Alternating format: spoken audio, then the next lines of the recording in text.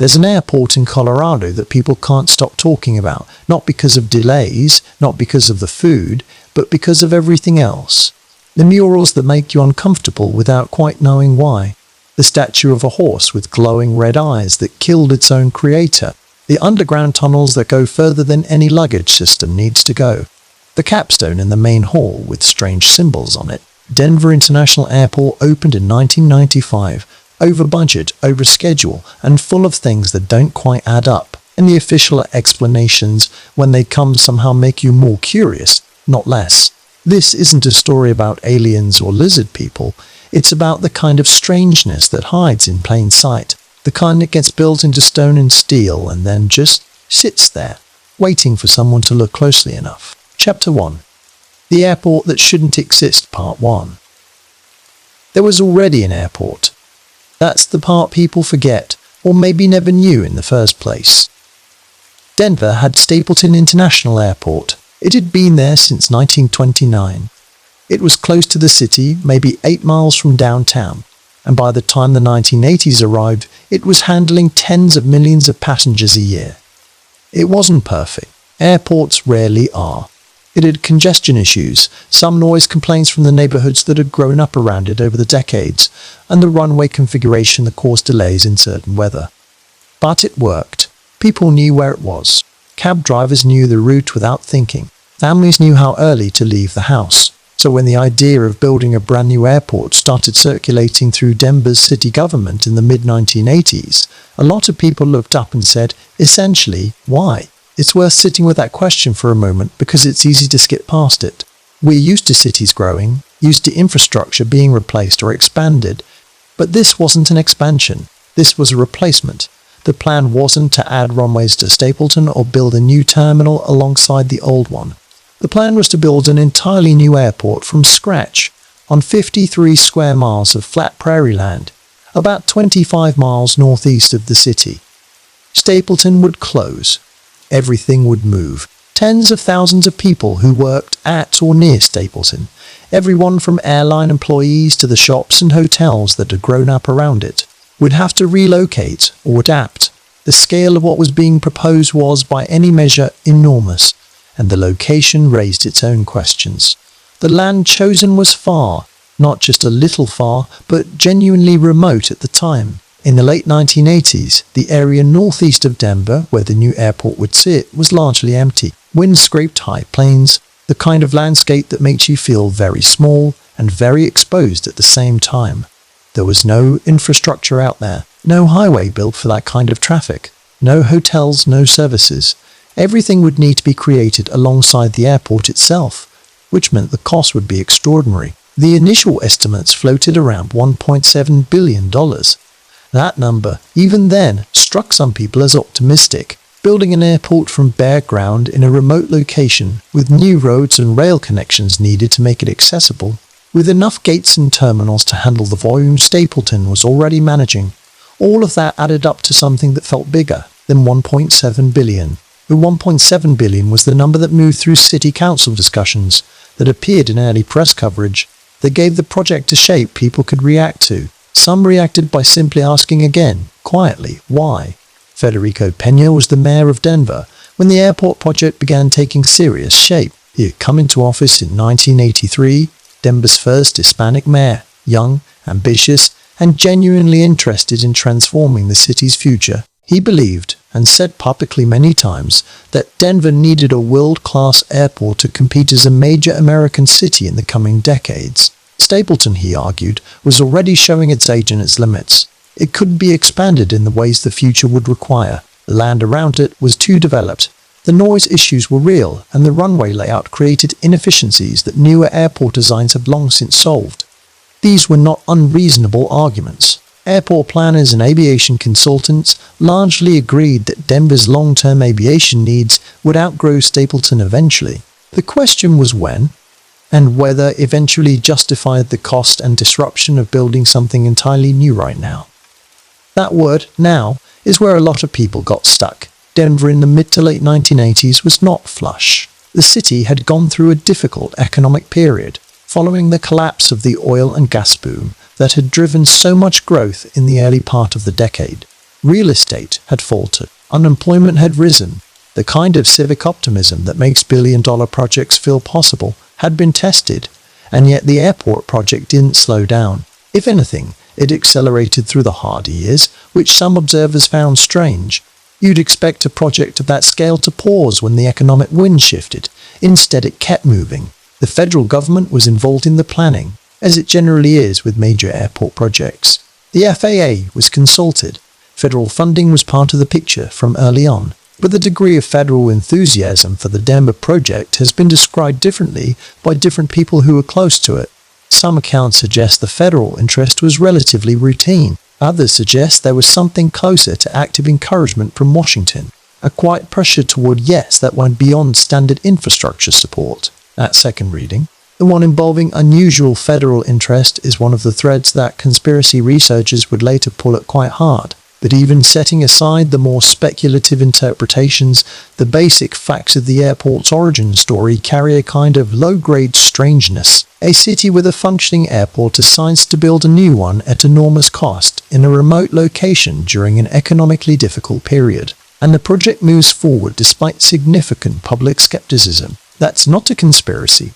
That's just a decision that raises eyebrows. People who were paying attention in Denver in those years remember a persistent feeling that something was being pushed through, that the usual process of public debate and democratic deliberation was happening, technically, but that the conclusion had somehow already been reached. The city held hearings. Officials testified, numbers were presented and questioned, and then the project moved forward. There's a particular kind of institutional momentum that's hard to describe unless you've watched it happen. It's not exactly that objections are dismissed. They're heard, they're acknowledged, sometimes they're even incorporated in small ways. But the direction doesn't change. The decision, somewhere upstream from the public process, has already been made.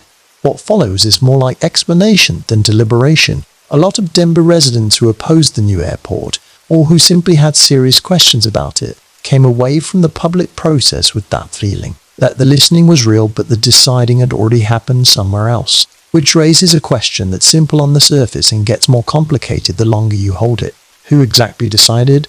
Not in the legal sense. Legally, City Council voted, the mayor signed off, the appropriate authorities approved, the paper trail is there. But decisions of this scale, decisions that reshape a city's geography and spend billions of public dollars, rarely emerge from a single room or a single moment. They're shaped by conversations that don't always make it into the record, by relationships between politicians and developers and federal officials, by the slow accumulation of interest from people who stand to benefit, whether financially, politically, or in ways that are harder to name.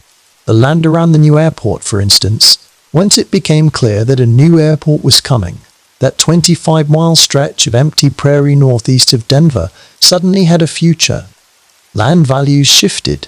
Certain people and entities had purchased or optioned land in that area before the announcement became fully public. That's not unusual in the history of large infrastructure projects. It happens regularly. Land speculation around anticipated development is almost as old as development itself, but it does mean that somewhere, someone knew enough about what was coming to act on it, and that someone, or those someones, had an interest in the project moving forward. None of this is hidden exactly. If you're patient and willing to dig through county records and property filings and the business histories of Colorado real estate entities in the late 1980s, some of this picture comes into focus. Researchers have done that work. The picture that emerges isn't a clean diagram of villains and schemes. It's messier than that, more like a web of overlapping interests all quietly aligned around the same outcome. An airport that would be built on those particular plains, whether Denver was ready for it or not. Chapter 1. The Airport That Shouldn't Exist, Part 2. The vote that formally committed Denver to the new airport project came in 1989. A ballot measure. The public got to weigh in directly, which felt democratic, felt like the right way to handle something this significant. And the measure passed, not by a landslide, but it passed. Supporters celebrated. The project moved into a new phase. Ground would eventually be broken in 1989, with construction beginning in earnest in the early 1990s. But the vote itself has been examined pretty carefully by people who felt something was off about it. The campaign in favor of the new airport was well funded and professionally run. The messaging was optimistic, future-oriented, full of the language of progress and competitiveness. Denver deserved better. Denver needed this. Denver would fall behind if it didn't act. The opposition was smaller, less organized, and made arguments that were harder to package into a bumper sticker. Their concerns were about cost overruns, about the distance from the city, about what would happen to the communities built around Stapleton, about whether the projections being used to justify the project were realistic. Those concerns turned out, in many cases, to be correct. But they lost the vote. After the vote, something shifted in how the project was discussed publicly. The debate phase was over. Now it was implementation, and in implementation mode, questions start to feel like obstacles rather than contributions. The people asking them start to seem, at least in official framing, like they're holding things up rather than helping things go right. That shift in framing is worth noticing because it's one of the ways that legitimate scrutiny gets quietly sidelined in big public projects, not by being censored or suppressed, just by being reclassified. You move from the question-asking stage to the doing stage, and anyone still asking questions gets subtly repositioned as someone who didn't get the memo. Construction began, and almost immediately things started going sideways. The timeline started slipping in ways that felt significant even early on. Delays in large construction projects are common enough that they barely make news, but the delays at Denver International were of a different character. They weren't just about weather or supply chain or the ordinary friction of building something large. Some of them were specifically tied to a system that had been added to the project's scope, a system that was, by any measure, extraordinarily ambitious. The automated baggage system. Someone, at some point in the planning process, decided that the new Denver airport would have a fully automated underground baggage handling system unlike anything that had been built before. The idea was that passengers would check their bags at the ticket counter and the bags would be loaded onto small electric carts that would then travel through a network of underground tunnels, guided by computer, to the correct gate. No human hands would need to touch the bags between check-in and the plane. The system would be faster than conventional baggage handling, more reliable, and would reduce the labor costs associated with moving luggage around a large airport. In theory, it was elegant. In practice, it was a disaster. The company brought in to build the system, BAE Automated Systems, was working at a scale that had never been attempted. The tunnel network required was vast. The software needed to coordinate thousands of individual baggage carts across miles of underground track, routing them correctly, avoiding collisions, responding to real-time changes in flight schedules was extraordinarily complex, and the system was being designed and built largely simultaneously with the rest of the airport, which meant the problems discovered late in the process couldn't be easily corrected without affecting things that had already been built around them. The testing phase was painful to watch or read about, depending on how you encountered it.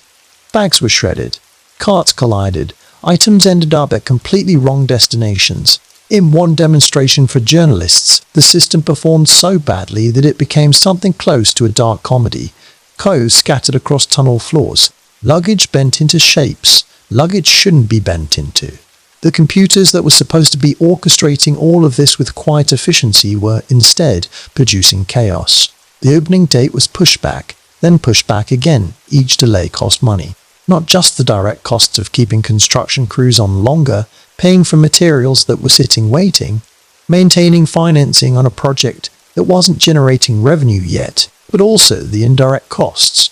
The airlines that had already restructured their operations around the anticipated opening, the businesses that had committed to the airport before it was ready, the city itself carrying debt on a project that was consuming more and more without producing anything yet. By the time Denver International finally opened in February 1995, 16 months behind its original schedule, the cost had grown from that initial $1.7 billion estimate to somewhere around $4.8 billion, nearly 3 times the original figure. That gap between what was promised and what it actually cost is one of the largest in the history of American airport construction, and it has never been fully and satisfyingly explained. Cost overruns happen. Engineers will tell you that complex infrastructure projects almost always come in over budget, that the nature of building something unprecedented means you can't anticipate every problem. That's true, as far as it goes, but the scale of Denver's overrun sits in a different category, miscalculation accounts for some of it. The baggage system disaster accounts for some of it. Geological surprises, contaminated soil that had to be remediated, construction complications that genuinely couldn't have been predicted, all of that accounts for some of it. But some of it remains, even after all the reasonable explanations are applied, unexplained, or at least inadequately explained. And it's in that gap, the space between the official accounting and the total that still doesn't quite add up, that questions began to take root. Not loud questions, not accusatory ones necessarily, just the quiet, persistent kind.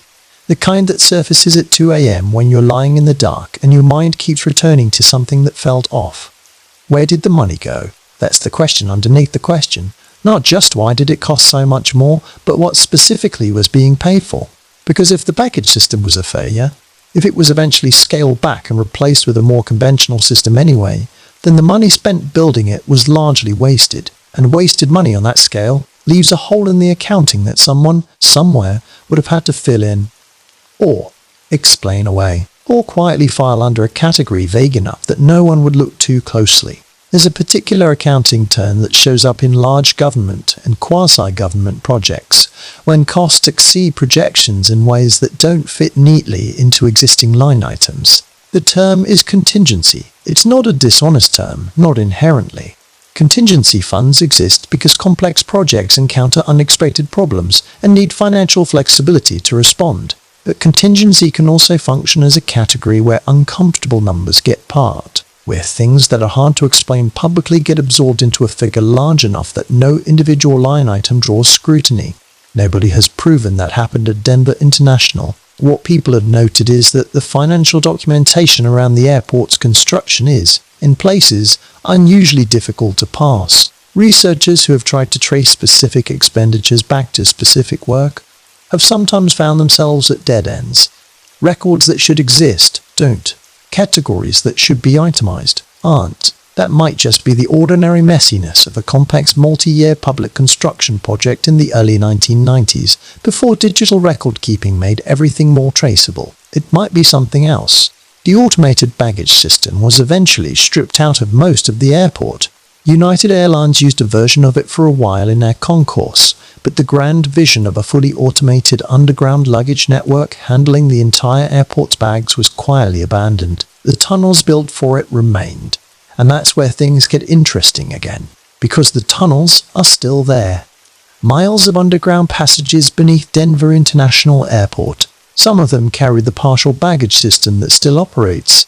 Some of them house utilities, mechanical systems, the infrastructure that keeps a large airport functioning. But some of them, according to people who have worked in and around them, go further than any of that requires. Extend into areas that don't correspond to any publicly documented system or function. That detail, the tunnels that go further than they need to, is one that airport officials have addressed in various ways over the years. Sometimes by explaining that the tunnel network is simply larger than the current operational systems require, built to accommodate future expansion. Sometimes by pointing out that large underground infrastructure often looks mysterious to people unfamiliar with how airports work. Sometimes in more recent years, by leaning into the mystery with a kind of winking acknowledgement that yes, the tunnels are down there, and no, they won't tell you everything about them. That last response, the winking acknowledgement, is actually one of the more interesting things about Denver International as a cultural phenomenon. At some point, the airport stopped being purely defensive about the questions people were asking, and started being something closer to playful, which is either a sign of genuine transparency and confidence, or one of the more elegant ways an institution can manage suspicion by appearing to embrace it. We'll come back to that. For now, it's enough to sit with where we are. An airport that many people didn't think Denver needed, built far from the city on empty planes, over budget by billions of dollars, delayed by more than a year, full of tunnels that extend further than their stated purpose requires, and not yet, in 1995 when it finally opened its doors, displaying any of the art that would eventually make it famous. That part was coming, and it would raise questions of a different kind entirely. There's something about a deadline missed that changes how you see everything that follows. Not always. Sometimes delays are mundane. A bridge takes longer than expected. A road project runs into winter. A building's opening gets pushed back a few months because of supply issues. You shrug. You wait. It opens eventually, and you forget there was ever a delay at all. But sometimes the delay itself becomes part of the story. Sometimes the time that passes between when something was supposed to exist and when it actually does starts to accumulate its own weight, its own questions. And by the time the thing finally opens, you're not just arriving at a destination. You're arriving at the end as something that already has a complicated history. Denver International Airport opened on February 28, 1995. And for a lot of people who had been watching it, that date arrived carrying more than just the ordinary anticipation of a new building opening. It arrived carrying 16 months of missed deadlines, billions of dollars of unexplained cost, a baggage system that had become a national joke, and a low persistent hum of unease that nobody could quite locate the source of. The airport was real. You could walk through it. You could catch a flight from it. The gates were there, the terminals were there, the security checkpoints and the coffee shops and the rental car counters were all exactly where airports put those things. And yet something about it felt, from the beginning, slightly unlike other airports. Not dramatically, not in a way that made headlines or that you could easily explain to someone who hadn't been there. Just slightly. The scale, partly. Denver International is genuinely enormous. At 53 square miles, is the largest airport in the United States by land area and one of the largest in the world. When you're inside it, especially in the main terminal with its white tensile roof that's meant to evoke the Rocky Mountains in the distance, the space above you feels excessive. More space than people need, more ceiling than the activity beneath it requires. There's a particular kind of architecture that makes you feel small, not through intimidation, but through a kind of quiet indifference. As if the building was designed for a purpose that includes you, but isn't really about you. Denver International has that quality. But the scale alone doesn't explain the unease. Plenty of large airports feel overwhelming without feeling strange. What set Denver apart from the beginning was the combination of scale and content. Because alongside the ordinary furniture of airport life, the check-in counters and the gate numbers and the moving walkways, there was art. And the art was not ordinary. We'll get to the art in detail. That deserves its own time and its own careful attention.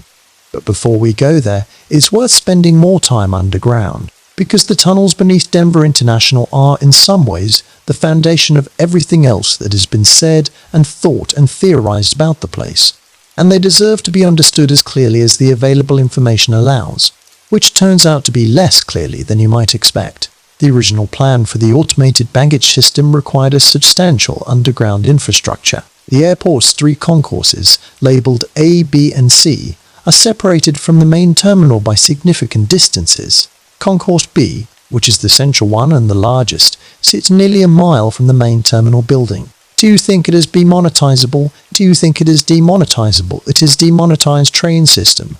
A shuttle that runs through tunnels beneath the tarmac and delivers people to their gates. Their system is visible and publicly documented and completely uncontroversial. The baggage tunnels are a different matter.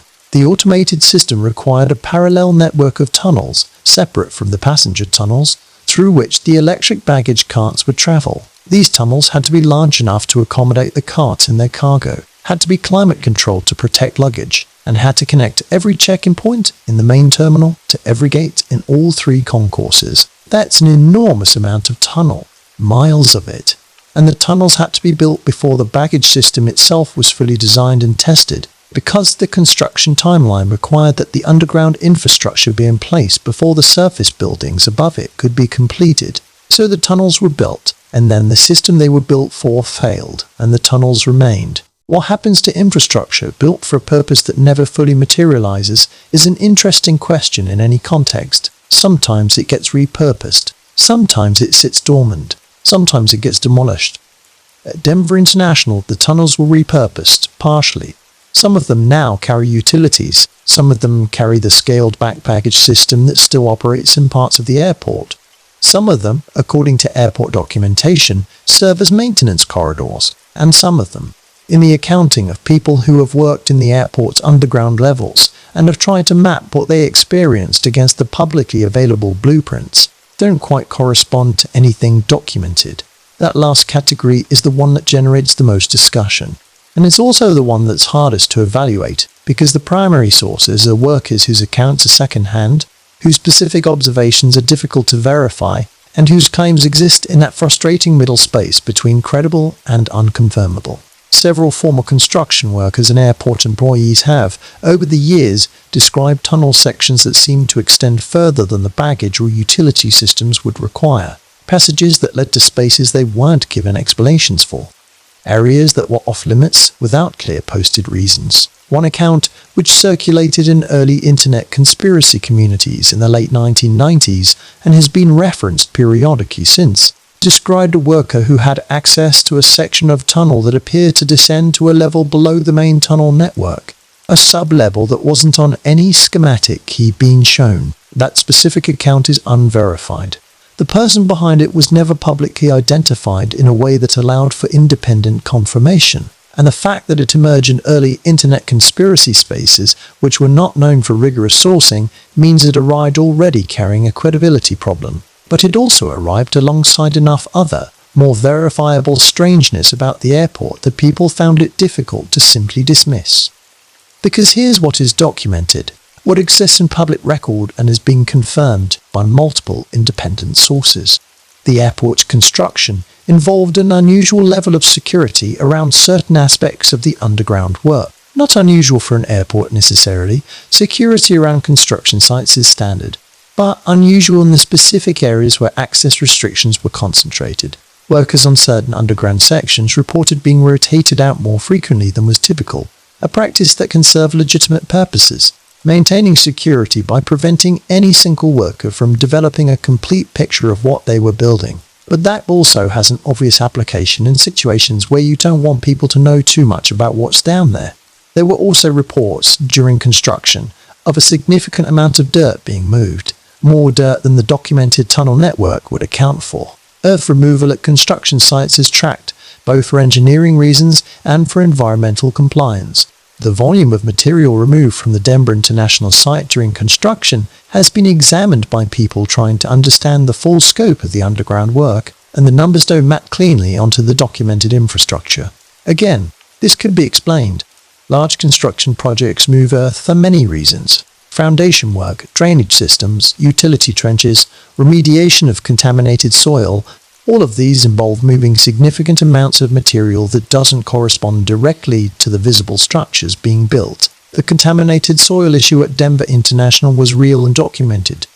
The site had a complex geological history and the remediation work was extensive. But the numbers are large enough that the explanation of ordinary construction accounting leaves some researchers unsatisfied. And then there's the question of what the underground space at Denver International might be for, if it extends beyond what the documented systems require. This is where the conversation moves from the verifiable into the theoretical. And the theory that has attracted the most sustained attention, and that has the most grounding in real documented programs, is the bunker theory. The idea that beneath Denver International Airport, possibly significantly beneath it, there exists a facility designed to house government officials and essential personnel in the event of a catastrophic national emergency. That idea sounds stated plainly, like the kind of thing that belongs in a movie. But the foundation it rests on is not fiction. The United States government has a long and genuinely documented history of building underground facilities for continuity of government purposes. That phrase, continuity of government, is the official term for the set of plans and preparations designed to ensure that the federal government can keep functioning during and after a catastrophic event, a nuclear strike, a pandemic of sufficient severity, a terrorist attack on Washington. Whatever form the catastrophe takes, the theory is that certain essential functions of government, the chain of command, the ability to communicate, the capacity to make and execute decisions at a national level, must survive it. And surviving it, in the coldest strategic thinking of the Cold War era, meant having places to go that were hardened against whatever was coming. The most famous of these facilities is probably Raven Rock Mountain Complex in Pennsylvania, also known as Site R, which has been publicly acknowledged and has appeared in enough journalism and government documents that its existence is not seriously disputed. It's a large underground facility carved into a mountain, designed to house Defense Department leadership during a nuclear emergency. It has its own power generation, its own water supply, its own communications infrastructure. It is essentially a small underground city built for the specific purpose of keeping certain people alive and functional when the world above is not. There's also the Greenbrier facility in West Virginia, which was built beneath a luxury resort hotel and was kept secret for decades before a Washington Post journalist revealed its existence in 1992. The Greenbrier bunker was designed to house members of Congress in the event of a nuclear attack. It had sleeping quarters, a hospital, a broadcast studio, decontamination chambers. It was maintained in operational readiness for roughly 30 years before the Post article effectively ended its usefulness as a secret facility. After the revelation, it was decommissioned and eventually opened for public tours. These are not theories, these are documented facts. The government built secret underground facilities during the Cold War. It maintained them. It kept them secret for as long as it could. And when they were revealed, the revelation was treated not as the exposure of a paranoid fantasy, but as a legitimate news story about real infrastructure that really existed. So the question of whether the government might have continued building such facilities after the Cold War, during the 1990s when new threats were being assessed and old continuity plans were being updated, is not an inherently irrational question. It's a question with historical precedent. And Denver as a location has certain qualities that continuity planners might find appealing. It's in the interior of the country, far from the coasts that would be most vulnerable to certain kinds of attack. It's at altitude, which matters for some threat scenarios. It's connected to major transportation infrastructure, and it sits in a region with geological characteristics, deep stable rock formations beneath the plains and foothills that are suitable for underground construction of the kind that serious continuity facilities require. None of that proves anything. Location advantages are suggestive at most, but they're part of why the bunker theory attached itself to Denver International specifically, rather than to some other large airport built in the same era. There's also the timing. Denver International was conceived and planned during the late 1980s, a period when Cold War continuity infrastructure was being reassessed in light of changing threat assessments. The Soviet Union was weakening, the nature of the threat was shifting, and government planners were thinking about what a new generation of continuity facilities might look like. Facilities designed not just for nuclear scenarios, but for a broader range of catastrophic possibilities. The late 1980s and early 1990s were an active period for this kind of thinking inside certain parts of the federal government. That's the context into which the Denver Airport project arrived. A massive construction project, partly federally encouraged, on a remote site with favorable geological characteristics, involving an unusually large amount of underground work, some of which remains imperfectly accounted for in public documentation. Is there a bunker beneath Denver International Airport? The honest answer is that nobody outside a small circle of people with the appropriate clearances knows for certain. The airport has denied it, repeatedly and with apparent sincerity.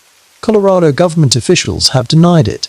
The federal agencies most likely to be involved have not confirmed it. An absence of confirmation from agencies that routinely decline to confirm or deny the existence of classified facilities is unfortunately not the same as evidence of absence. What can be said is this: the Denver metropolitan area does have documented connections to federal continuity infrastructure. Cheyenne Mountain, about an hour south of Denver, houses the North American Aerospace Defense Command (NORAD) in an underground facility that is one of the most hardened military installations in the world. The relationship between Denver and federal underground infrastructure is not purely theoretical. It exists. The question is only whether it extends to the airport specifically. Former airport construction workers have given varying accounts over the years. Some describe nothing more unusual than you'd expect from a large underground construction project.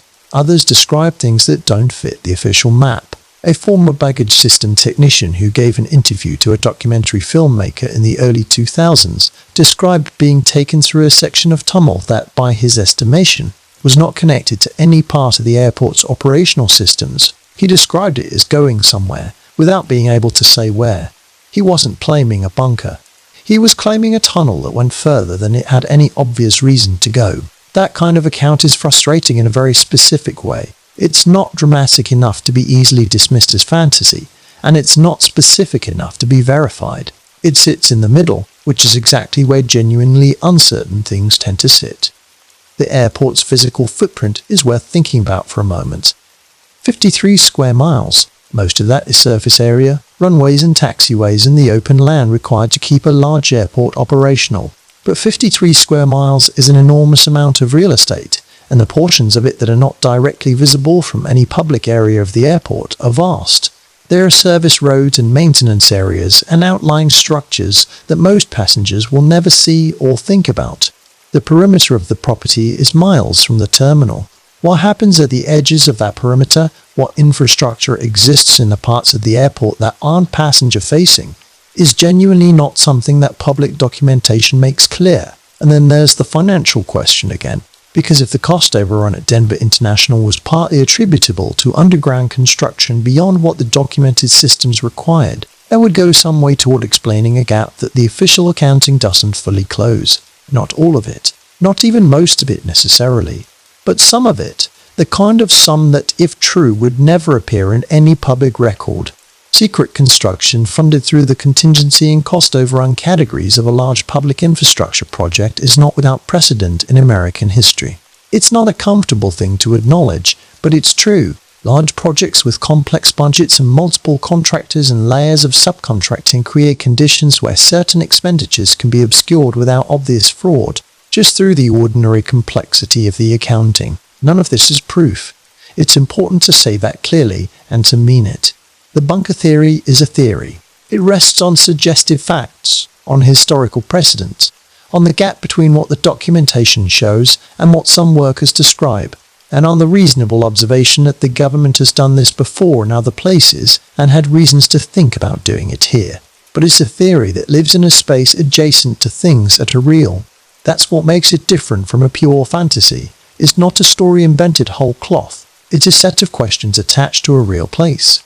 A real budget gap, a real underground infrastructure, and a real history of the government building secret facilities in places the public wouldn't think to look. The airport is still there, the tunnels are still there, and whatever is or isn't at the bottom of them, the questions are still there too, sitting in the dark as questions tend to do, patient, waiting for someone with the right access and the willingness to look. Chapter 3. The murals. Nobody can agree on part 1. There's a specific kind of discomfort that comes from looking at something you can't quite explain. Not fear exactly, not confusion either, though confusion is part of it. It's more like the feeling of a word that's almost on the tip of your tongue. Something that should resolve into clarity, but keeps hovering just before the point where it makes sense. You keep looking, you keep waiting for the image to settle into something familiar, and it doesn't quite. That's the experience a lot of people report standing in front of the murals at Denver International Airport. They were painted by Leo Tanguma, a Chicano artist from Houston, who had spent much of his career making large-scale public works about struggle, resilience, and the relationship between human beings and the forces that threaten them. His earlier work had dealt with labor rights, with the experiences of Mexican-American communities, with the kind of historical weight that doesn't fit neatly into decorative art. He was not a painter of pleasant abstractions. He was a painter of things that mattered, or at least of things he believed mattered. When he was commissioned to create murals for Denver International Airport, he was given a theme. The airport in its early conception wanted art that engaged with the environment, with humanity's relationship to the natural world, with the consequences of human choices on the planet and on each other. That's a broad enough theme to accommodate almost anything, and what Tanguma produced was, by any measure, something. The murals occupy large wall spaces in the main terminal's baggage claim area. They're not tucked away. They're not in a corner where you might miss them if you weren't looking. They're in the part of the airport where arriving passengers collect their bags, where they stand and wait and have nothing to do but look around. The airport's designers put the most controversial art in the place where it would be hardest to avoid. Whether that was intentional or simply a matter of where the large wall spaces happen to be, is one of those questions that sounds trivial but isn't.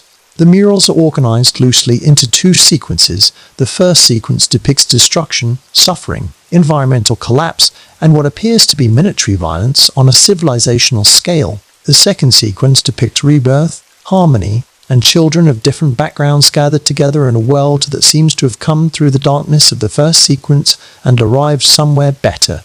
That arc, from darkness to light, from destruction to renewal, is a narrative structure with deep roots in human storytelling. It appears in religious texts, in mythology, in the literature of almost every culture. Tanguma has described his murals in exactly these terms, as a story about the path from suffering to hope, about the choices humanity must make to survive its own worst impulses. That explanation is coherent, it's internally consistent, and it still doesn't fully account for the discomfort, because the path from suffering to hope, as Tonguma painted it, runs through imagery that is genuinely disturbing in ways that feel excessive for an airport terminal, for a museum, for a gallery, for a space dedicated to art and reflection.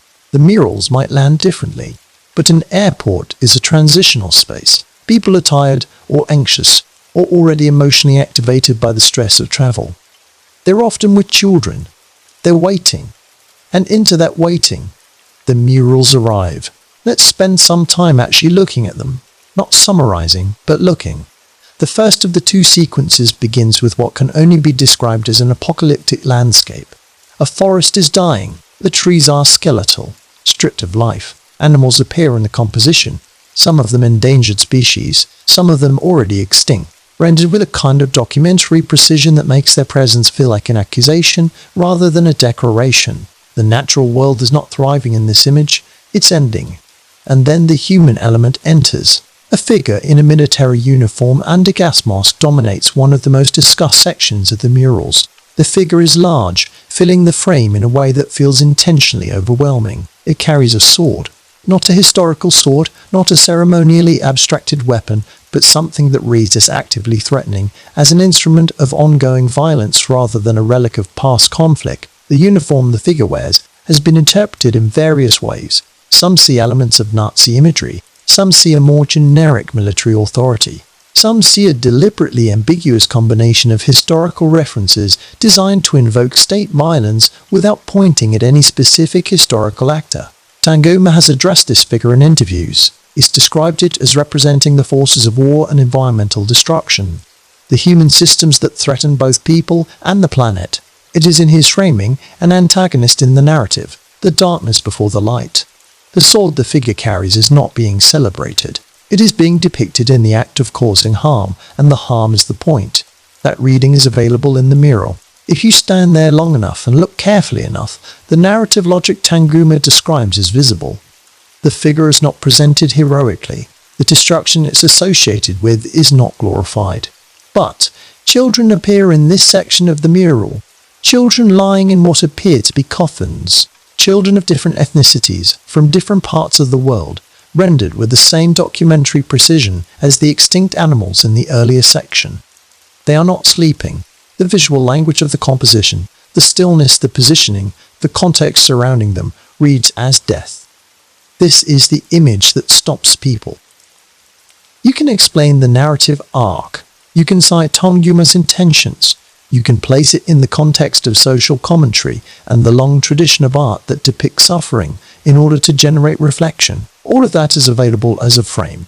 And still, in an airport baggage claim, you're looking at children in coffins. There's a letter depicted in the mural, held by one of the children, written in what appears to be German. It has been translated as a poem by a young girl named Hammer Hirschenberg, who died in 1943 at Auschwitz at the age. The poem describes a butterfly, its yellowness, its disappearance into the world above the ghetto walls. It's a real poem. It's a document of historical atrocity. And it's part of a mural in the baggage claim area of a commercial airport in Colorado. The decision to include that specific poem from that specific historical context raises a question that Tonguma's general thematic explanation doesn't entirely answer. Why there? Why that poem? Why, in a space dedicated to the mundane experience of collecting luggage before driving to a hotel or a family home, would you place a piece of text written by a child who was murdered in the Holocaust? The answer, if there is one, lives somewhere in the space between art and intention. Tonguma has said that he wanted the historical weight of human suffering to be present in the work, not as shock, but as witness. That the comfortable spaces of ordinary life, airports, public buildings, the places we pass through without thinking, are exactly where the memory of what human beings have done to each other should be kept visible. That forgetting is a form of complicity, and that art in public spaces is one of the few tools available against forgetting. That is a serious argument. It comes from a serious tradition of thought about public art and collective memory. It also doesn't fully explain why the airport commissioned it, why the commissioners approved it, and why, When the murals generated immediate and sustained public discomfort, they were left largely in place. Those are institutional decisions, not artistic ones, and they belong to a different set of questions. The second mural sequence is supposed to be the hopeful one, and in some ways it is. The colours shift. The palette that was dark and ashen in the first sequence opens into something warmer, brighter. Children reappear, but now they're standing, moving, alive in the way children are alive when they're not in danger. They're gathered around a central figure, and the imagery of renewal and reconciliation is genuinely present if you're looking for it. But the path to that brightness runs through more strangeness. There is a figure in the second sequence that has attracted almost as much attention as the gas-masked soldier in the first. It's a large, central character, a kind of messianic figure, rendered in a way that resists easy categorization.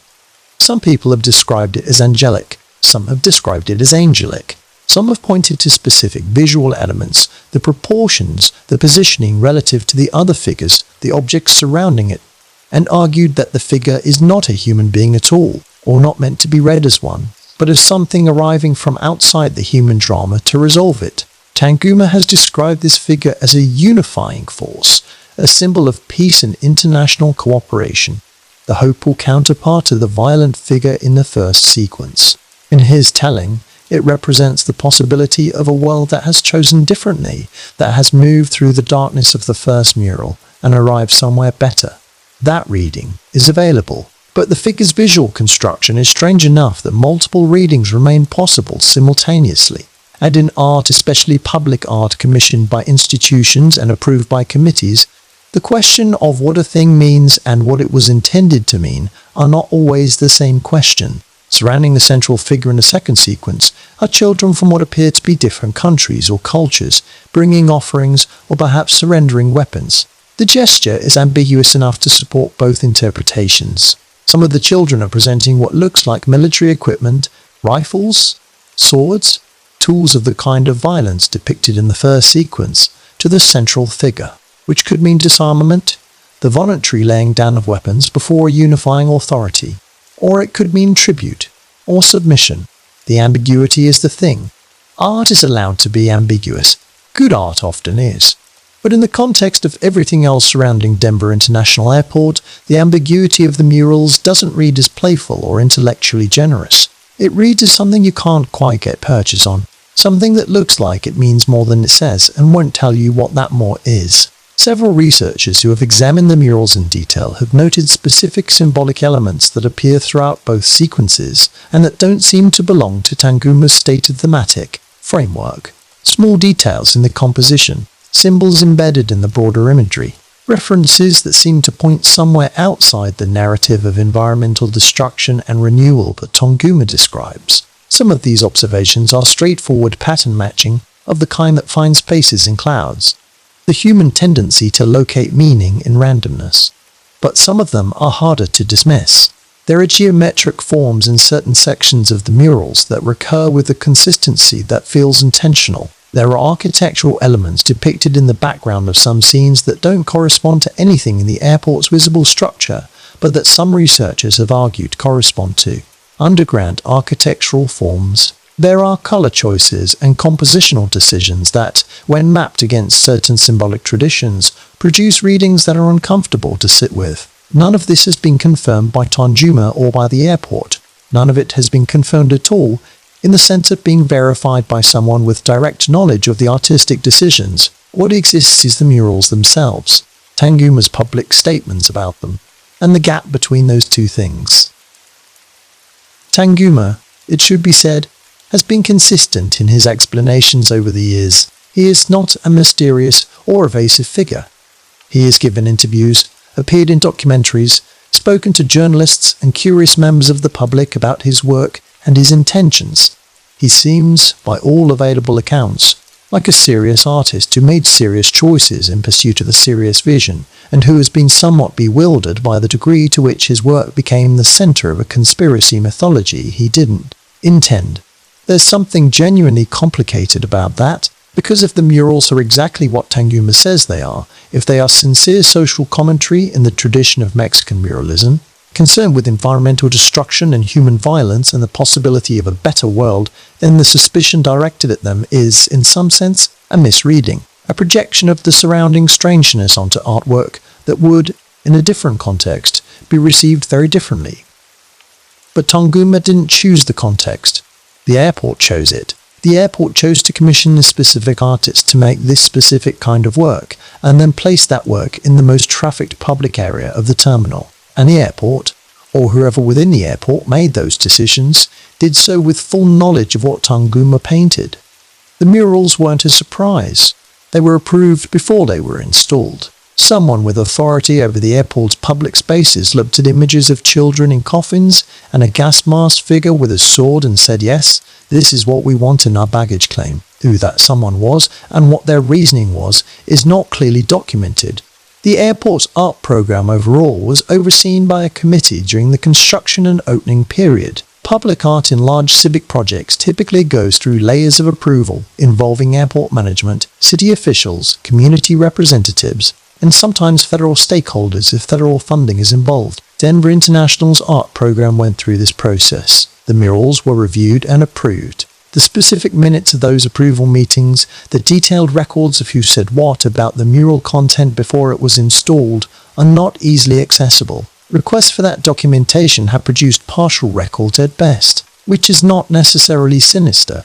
Institutional record keeping is frequently incomplete, especially for decisions made in the early 1990s before digital documentation became standard. But the incompleteness means that the reasoning behind the approval is largely opaque. What we're left with is the murals themselves, standing in the baggage claim year after year, generating the same low-grade unease in the people who pass through and happen to look up. They've been modified slightly over the years. In 2018, a portion of one mural was altered as part of a broader renovation project. The specific section that was changed involved some of the most disturbing imagery in the first sequence. Airport officials described the change as part of a general update to the space, rather than as a response to the mural's content or the controversy surrounding them.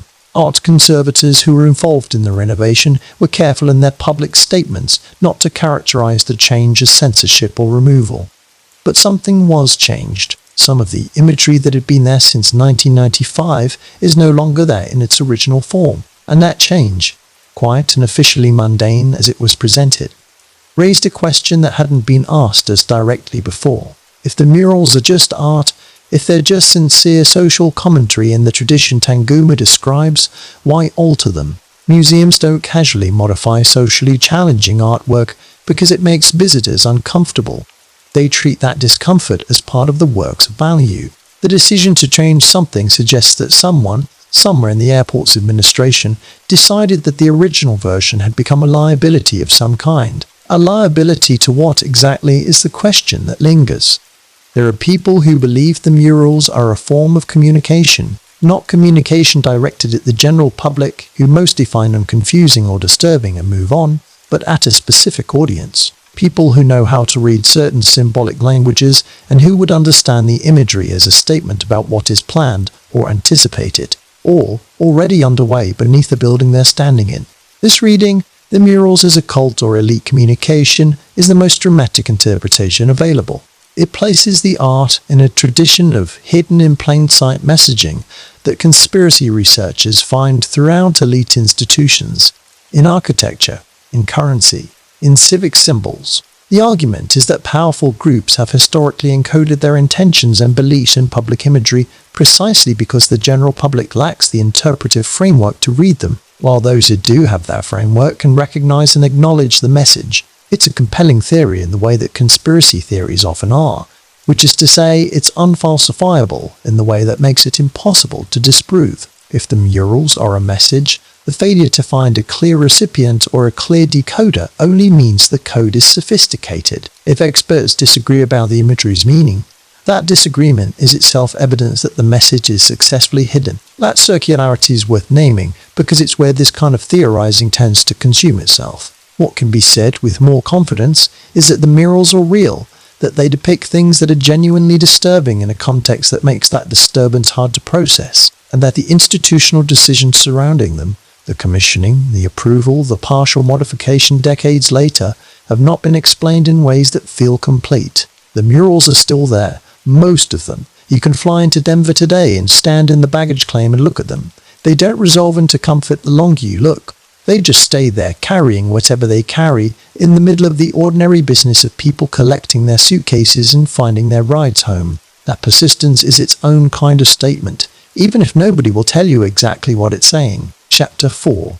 The Blue Horse and the Man Who Made It, Part 1. Before we talk about what happened, it's worth spending a moment with the horse itself. It stands 32 feet tall. Its body is the blue of a vein seen through pale skin, that particular shade that sits somewhere between electric and bruised. Its muscles are exaggerated in the way that public sculpture often exaggerates, larger than life in a literal sense, built to be seen from a distance and to register as significant even when you're moving past it in a car. Its head is turned slightly, not facing you directly, but at an angle, the way an animal turns to assess something in its peripheral vision. Its mouth is open, its nostrils are flared, and its eyes glow red. Not metaphorically, not as an effect of the light at certain times of day. The eyes of the Blue Horse at the entrance to Denver International Airport are fitted with internal lighting that makes them glow red in the dark. It is a deliberate design choice. The artist wanted this. He specified it. The red-eyed blue horse standing at the entrance to the airport, visible from the road as you approach, was always meant to look exactly the way it looks. Locals have a name for it, Lucifer. The name is affectionate in the way that nicknames for things people find genuinely unsettling sometimes are. It acknowledges the discomfort without fully committing to it. Lucifer, the Blue Devil, the thing at the gate that watches you arrive. The artist who made it was Luis Jimenez, and his story is, depending on how you hold it, either a straightforward tragedy or one of the stranger footnotes in the already strange history of this airport. Jimenez was a significant figure in American public sculpture. Born in El Paso in 1940 to a family with roots in Mexican folk art and commercial sign-making, he developed a style that drew on both traditions: bold forms, bright colors, figures from working-class and southwestern American life rendered in fiberglass and resin, with an energy that was simultaneously populist and formally sophisticated. His work appeared in major museums and public spaces across the country. He was not an outsider artist or a marginal figure. He was recognized, collected, and respected within the mainstream of American contemporary art. He was commissioned to create the Blue Horse, formerly titled Blue Mustang, sometime in the 1990s. The project took years, much longer than originally planned, which is a pattern that seems to follow everything connected to Denver International Airport, as if the place operates on a different relationship with time than the rest of the world. Jimenez worked on the horse in a studio in Honda, New Mexico, fabricating it in sections that would eventually be assembled at the airport site. The horse was not finished when Luis Jimenez died. In June 2006, a large section of the sculpture, one of the horse's legs, became detached from the rigging system holding it in the studio. It fell. Jimenez was in the studio at the time, working. The falling section struck him, severing an artery in his leg. He died from the injury later that day. He was 65 years old. The circumstances of his death are not disputed.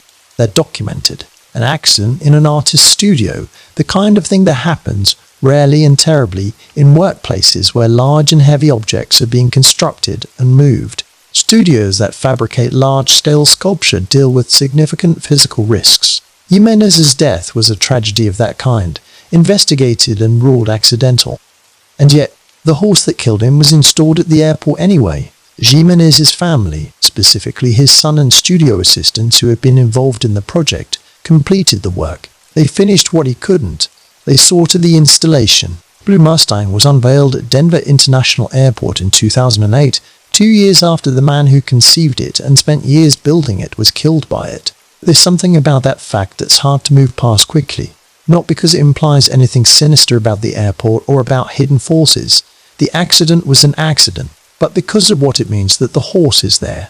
That it stands at the entrance, red-eyed and blue, and that the person who made it was killed in the making. The object carries that history whether anyone acknowledges it or not. And most people arriving at the airport don't know it, which creates its own kind of strangeness. You drive past something that killed its creator, and it looks back at you with red eyes, and you think about catching your flight. The public reaction to Brucifer has been consistent since its installation. People don't like it, not in the way people sometimes claim not to like art that challenges them, while secretly finding it interesting.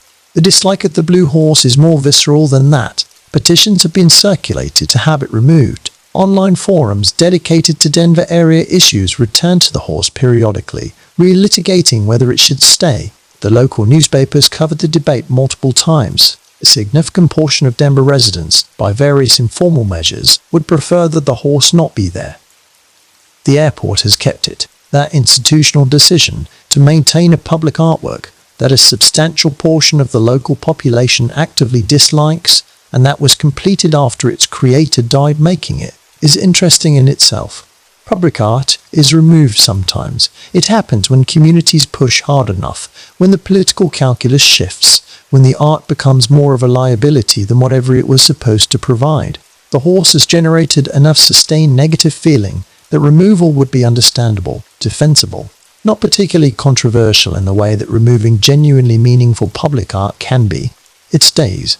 The official reasoning when the airport addresses the question involves the horse's status as a recognized work by a significant American artist, the completion of a commission that Jimenez dedicated years of his life to, the cultural value of honoring that commitment even after his death. These are reasonable arguments. They're the arguments you'd make for keeping any completed public artwork in place regardless of popular opinion. But popular opinion about Brucifer is not quite the same as popular opinion about, say, an abstract sculpture someone finds aesthetically unpleasant. The dislike of the horse is connected to something more specific, to the red eyes, to the scale, to the name locals gave it, to the way it stands at the entrance to a place that already generates unease through its murals and its tunnels and its strange organizational symbols. The horse is the first thing you see when you arrive. Before the murals, before the capstone, before anything else, there's the horse. Watching. The red eyes were Jimenez's specification, but they've accumulated meaning that goes beyond his intention. In a neutral context, a large blue horse with red eyes might read as playful as a bold artistic statement about the wild nature of the American West, which is part of what Jimenez described when he talked about the work. The Mustang is a symbol of untamed freedom, of the landscape that existed before the airport, before the city, before all of it. In the context of Denver International Airport, the red eyes read differently. They read as a warning, or a welcome, depending on your disposition. They read as the face of whatever it is that lives in this place, looking at you as you arrive, acknowledging your presence. Whether that reading was intended, or whether it emerged from the accumulation of context, is a question worth sitting with. Because there's a version of the story where the horse is simply a powerful piece of public art that has been absorbed into a conspiracy mythology it had nothing to do with. And there's another version where the horse is exactly what it looks like, a sentinel, placed deliberately at the threshold of a place that means more than it appears to mean. Both versions contain the same horse, the same red eyes, the same dead artist, the differences in what you bring to it. Luis Jimenez talked about the horse in interviews before he died, several of them. He was not a secretive person about his work or his intentions. He described the Mustang as a symbol of the American West, of the wild energy of the landscape that Colorado sits in, of the spirit of freedom that the horse represented in the cultures of the region, both indigenous and settler. He talked about the color, that particular electric blue, as a reference to the luminous quality of the animals in Mexican folk art that had shaped his visual imagination since childhood. He talked about the scale as necessary, as the only way to make something that would register against the enormous flatness of the high plains surrounding the airport. He did not talk about the red eyes as sinister. He talked about them as alive, as the thing that made the horse a presence rather than a monument. There is a difference in sculpture between an object and a presence. Objects occupy space. Presences inhabit it. Jimenez wanted the horse to inhabit the entrance to the airport, to feel like something that was there, rather than something that had been placed there. By that measure, he succeeded completely. The horse is undeniably there in the way he meant. Whether that's a comfort or not depends entirely on how you feel about what's looking back at you. What's interesting about Jimenez's stated intentions is how cleanly they map onto a reading of the horse that has nothing to do with conspiracy. If you take his words at face value, if you accept that he was making what he said he was making, then the Blue Mustang is a piece of regional public art rooted in specific cultural traditions, ambitious in scale, perhaps misjudged in its effect on the public that encounters it daily, but ultimately no more mysterious than any large sculpture in any public space. That reading is available. It's coherent. It's supported by the artist's own testimony, and it coexists without resolving with the other reading, the one that sees the horse not as an expression of regional identity but as a marker, a threshold guardian in the tradition of the mythological figures placed at the entrances of significant places to signal that you are crossing from one kind of space into another. Threshold guardians appear in the symbolic traditions of many cultures. They're not always threatening figures. Sometimes they're protective, watchful in a benign sense. They're to keep certain things out rather than to intimidate the people coming in. But they always mark a transition. They always say, in whatever visual language they speak, that what is on this side of the threshold is different from what is on the other. A 32-foot blue horse with red eyes at the entrance to an airport that contains murals of apocalyptic violence, an underground tunnel system that isn't fully explained, a capstone inscribed with the name of an organization that can't be found, and enough accumulated strangeness to sustain decades of public speculation is, whatever else it is, a very effective threshold marker. You know, driving past it, that you're entering a particular kind of place. The mythology that has grown around Lucifer is worth examining as a cultural phenomenon on its own terms, separate from any question of whether the horse is sinister or innocent, because the mythology is real, even if the sinister reading isn't. Real people have named the horse, real petitions have circulated, real conversations happen regularly about what the horse means and whether it should stay. That kind of sustained popular engagement with a piece of public art is unusual. Most public art, including art that people find challenging or unpleasant, doesn't generate this level of ongoing attention. People see it, form an opinion, and move on. The blue horse has not been moved on from. It keeps generating response, keeps pulling people back into the question of what it is and why it's there. Part of that is the name. Lucifer is a good name. It's the kind of name that sticks, that spreads, that makes people who haven't seen the horse curious about it. The naming of Lucifer by Denver locals is itself an interesting act, because naming is a way of taking possession of something, of domesticating it, of giving yourself some agency over a thing that otherwise just stands there emanating whatever it emanates. You can't control a 32-foot red-eyed horse, but you can name it something ridiculous and slightly affectionate, and that name becomes a way of living with it. The airport has, in recent years, leaned into the name and the mythology around the horse in the same way it has leaned into the broader conspiracy culture surrounding the airport. Merchandising exists. You can buy Lucifer-related items in the airport shops.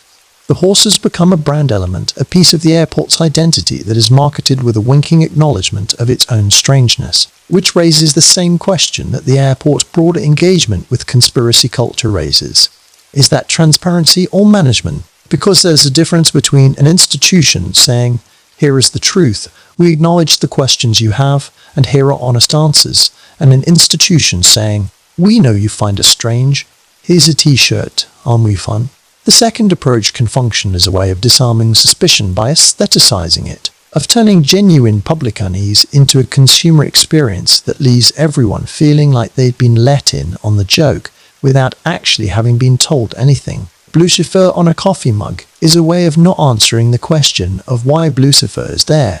The horse was installed in 2008 and has stood at the airport entrance ever since. It has survived the petitions. It has survived the public discomfort. It has survived becoming a meme, a piece of regional folklore, a symbol of everything people find unsettling about the airport it guards. Luis Jimenez did not survive making it. His family completed his work, and that act of completion is, in its own way, a remarkable thing. To finish what your father was building when it killed him, to see it installed, to watch it become famous, or infamous, or whatever Lucifer is. The Jimenez family has spoken about the horse with a kind of dignified reticence that seems appropriate to the circumstances. They are proud of Luis's work. They believe the horse is what he intended it to be. They have not, as far as public record shows, engaged with the conspiracy theories surrounding it. What they know, that the rest of us don't, is what it felt like to complete a thing that cost everything. To put the last piece in place on a sculpture that took a piece of your family in the making. to know that the red eyes glow every night at the entrance to an airport in Colorado, and that those eyes were specified by someone who is no longer here to see them. That knowledge changes the horse. It doesn't make it more or less sinister in the conspiracy sense, but it gives it a weight that goes beyond either reading the innocent one and the darker one. The horse carries the death of its maker. That's not a metaphor.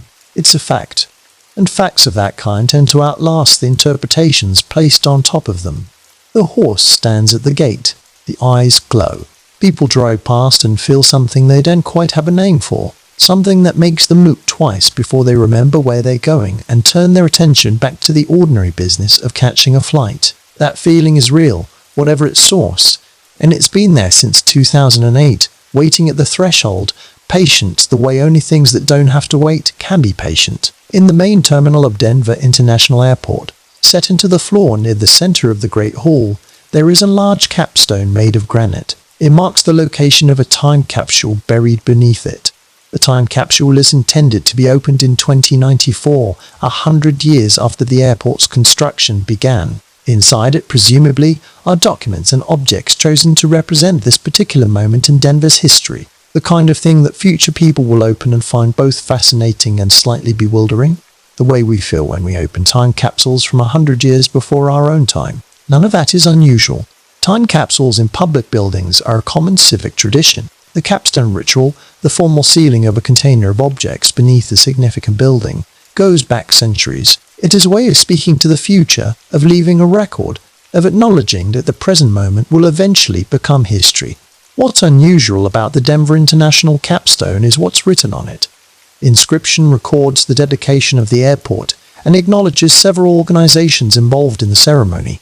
Among them, listed in the stone itself, is the Grand Lodge of Colorado, ancient free and accepted Masons. The Freemasons, to use the name most people know them by, conducted the dedication ceremony for the capstone at Denver International Airport in 1994.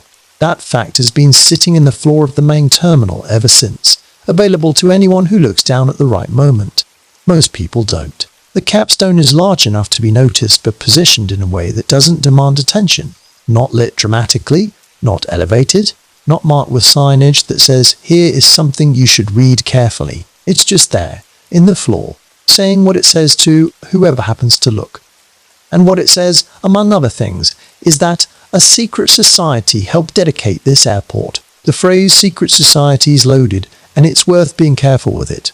The Freemasons are not secret in the sense of being unknown or hidden. They are one of the most visible fraternal organizations in American history. Their lodges exist in cities and towns across the country. Their membership has included presidents, founders, generals, and an enormous number of ordinary citizens who joined for the community, the ritual, the network, or some combination of all three. George Washington was a Freemason. Benjamin Franklin was a Freemason. 14 American presidents, by most counts, have been Freemasons. The organization is not a secret, but it has secrets. That's a distinction that matters. Freemasonry is a fraternal order built around ritual and progressive initiation. Members advance through degrees, and each degree involves ceremonies, symbols, and knowledge that are not shared with non-members or with members who haven't yet reached the relevant degree. The specific content of those ceremonies, the words spoken, the symbols used, the meanings assigned to them, are kept confidential by members as a matter of honor and tradition. This practice of internal secrecy within a publicly acknowledged organization is what gives Freemasonry its particular quality. It is simultaneously visible and opaque, simultaneously ordinary and mysterious. The Masonic tradition in American public life is genuinely deep. The founding of the United States took place in a cultural moment saturated with Masonic symbolism and membership. The design of Washington, D.C. has been extensively analyzed from Masonic geometric principles with varying degrees of scholarly consensus about which elements are intentional and which are retrospective interpretation. The dollar bill carries the eye within a pyramid, an image that has been claimed as Masonic symbolism by both conspiracy researchers and by people who argue its origins are more broadly rooted in Enlightenment iconography that Freemasonry shared with the wider culture of the era. The relationship between Freemasonry and American institutional life is, in other words, real and historically documented. It's not a fantasy projected onto blank surfaces. There were Masons in the founding generation who applied their symbolic vocabulary to the new nation's imagery and architecture. The question of how much of that influence persists and in what form in contemporary American institutions is a legitimate historical question, even if the most dramatic answers offered by conspiracy researchers go considerably beyond the evidence. So when Freemasonry shows up at Denver International Airport, the appropriate response is neither to dismiss it as irrelevant nor to take it as confirmation of the most elaborate theories about what the airport represents. It's to ask what it actually means that this organization was involved in the airport's dedication and what that involvement looked like in practice. The dedication ceremony for the capstone was a formal Masonic ritual of the kind that the Grand Lodge of Colorado has performed at the dedication of public buildings throughout the state's history. This is not unusual. Masonic lodges across America have participated in the dedication of courthouses, schools, government buildings, and other civic structures for centuries.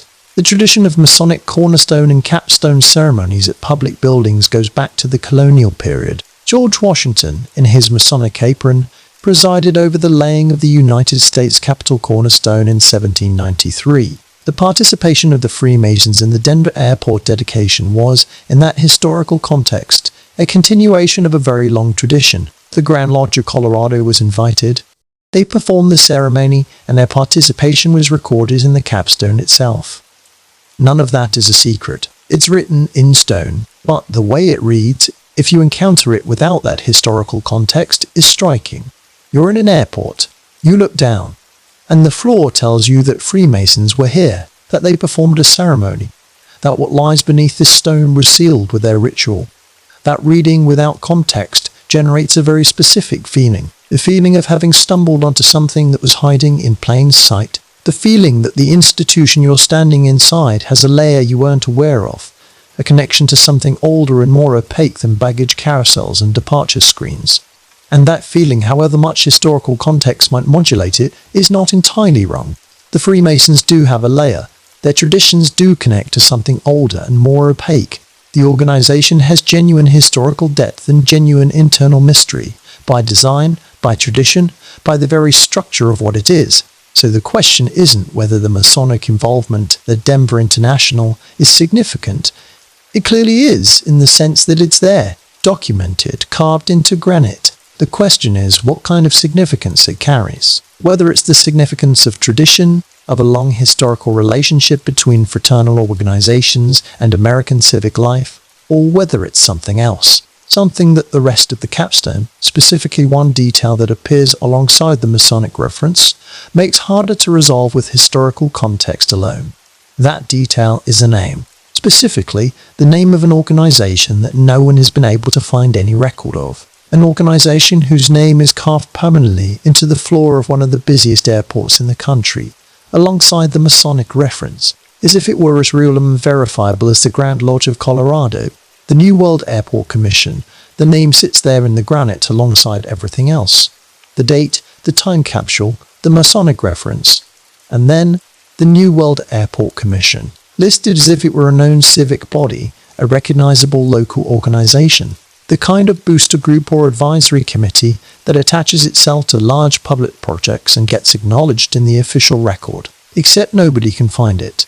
Not in the way that obscure organizations are sometimes hard to find because they're small or informal, or operating below the threshold of easy documentation. The New World Airport Commission is absent in a more complete way than that. No incorporation records, no tax filings, no meeting minutes, no membership roster. No press releases from the period of the airport's construction or opening, no news coverage that references it as a source or a participant, no former members who have come forward to describe their involvement, no former airport officials who have explained in any detail what the organization was or who ran it. The name exists in one place, the capstone, and nowhere else that researchers have been able to find.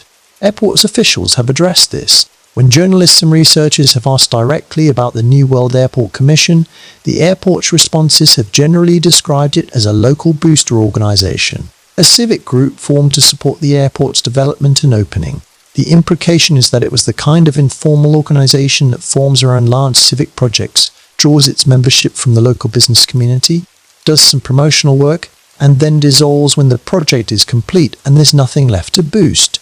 That's a plausible description of something that would leave few records. Informal civic organizations often don't incorporate, don't file with state agencies, don't maintain archives. They exist in the emails and phone calls and lunch meetings of the people involved, and when those people move on, the organization simply ceases to be, leaving almost nothing behind.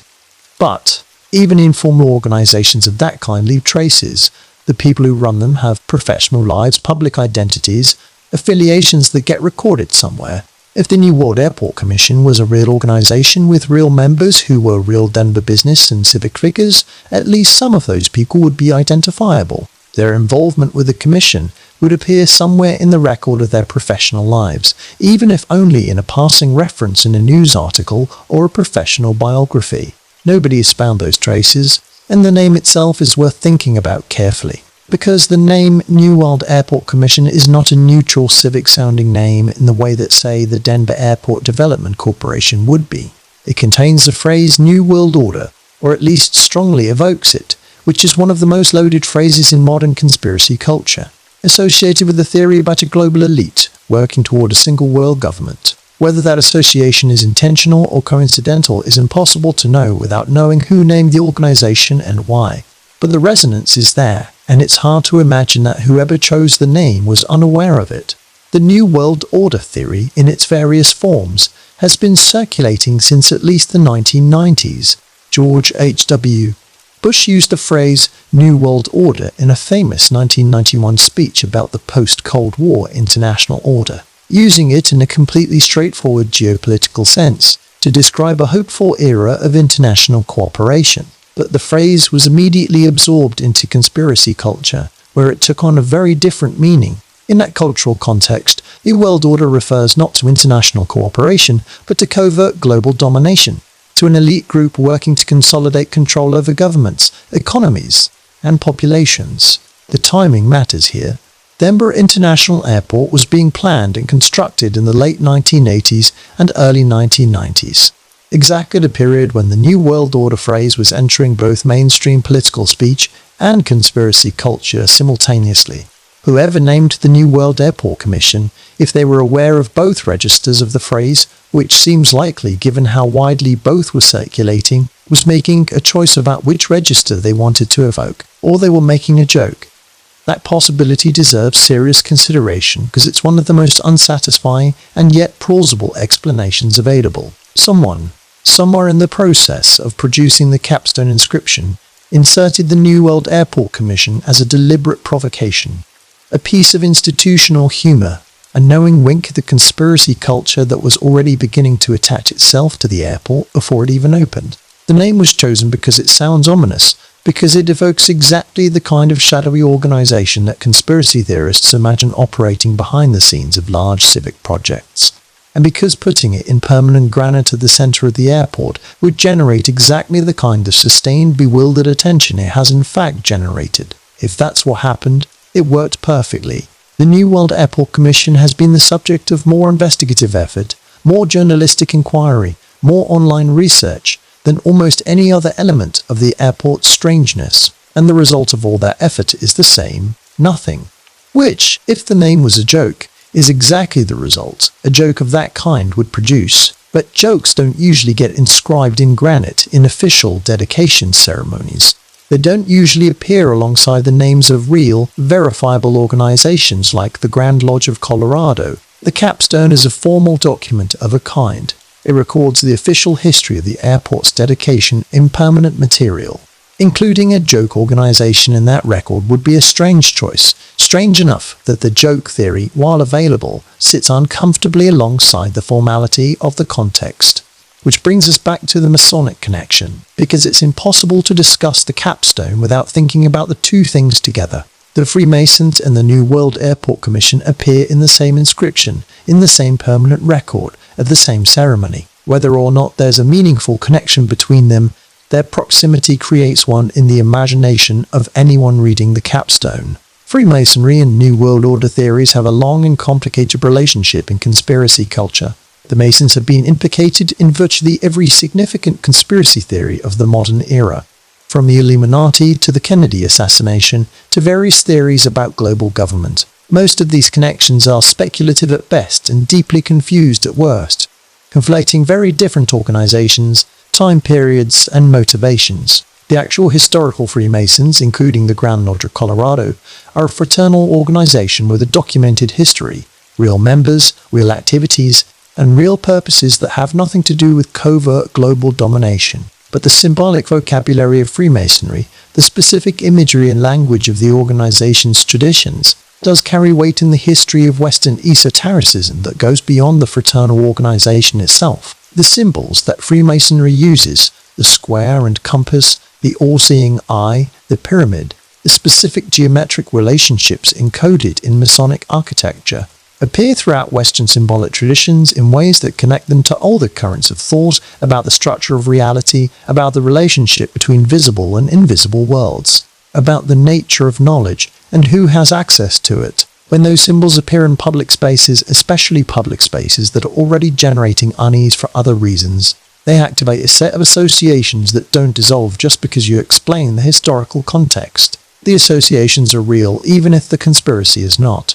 They are part of how Western culture has organized its relationship to the idea of hidden knowledge. And an airport capstone inscribed with both Masonic references and the name of a non-existent organization is sitting inside that tradition, whether it intends to or not. The time capsule beneath the capstone is supposed to be opened in 2094. By then, everyone who's involved in building the airport, everyone who knows what the New World Airport Commission was or wasn't, will be long gone. Whatever they knew or chose not to say will have gone with them.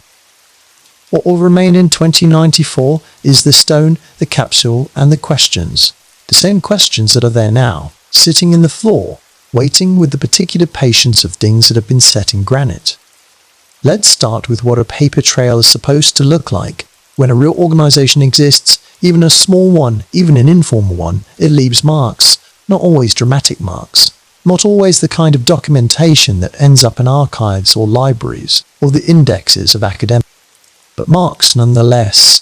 A phone number in a local directory, a mention in the business section of a regional newspaper, a name on a letterhead sent to a city council office, an entry in someone's professional biography that lists their affiliations, a memory held by at least one person still living of having attended a meeting or received a piece of correspondence or spoken to someone who represented the organization.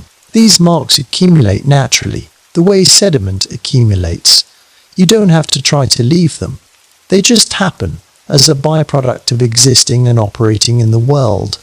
The New World Airport Commission has none of them, or rather, it has exactly one mark, the capstone. Everything else is silence, the kind of silence that is, in its own way, as eloquent as documentation, because perfect absence is almost as unlikely as perfect presence. Things that exist leave traces. Things that leave no traces usually didn't exist, unless they were designed not to. That's the fork in the road with the New World Airport Commission. Either it was a real but genuinely trace-free informal organization, which is possible but would require an unusual combination of informality, brevity, and collective discretion among its members, or it was a fictional organization, inserted into the capstone for reasons that are either humorous, symbolic, or both, or it was a real organization that was deliberately structured to leave no documentary footprint, which would imply a level of intentionality that goes considerably beyond what a local airport booster group would typically require. Each of those possibilities says something different about what the capstone is. Researchers who have spent serious time on this question have tried multiple approaches. Searches of Colorado Secretary of State records for organizations registered in the relevant period turned up nothing. Searches of Denver City records for any commission or advisory body with that name turned up nothing. Searches of the Denver Post and Rocky Mountain News archives from the airport's construction and opening period, the years when a legitimate booster organization would presumably have been generating some kind of public presence, turned up nothing. FOIA requests directed at airport authorities have produced documents related to many aspects of the airport's history, but have not produced any documentation specifically related to the New World Airport Commission.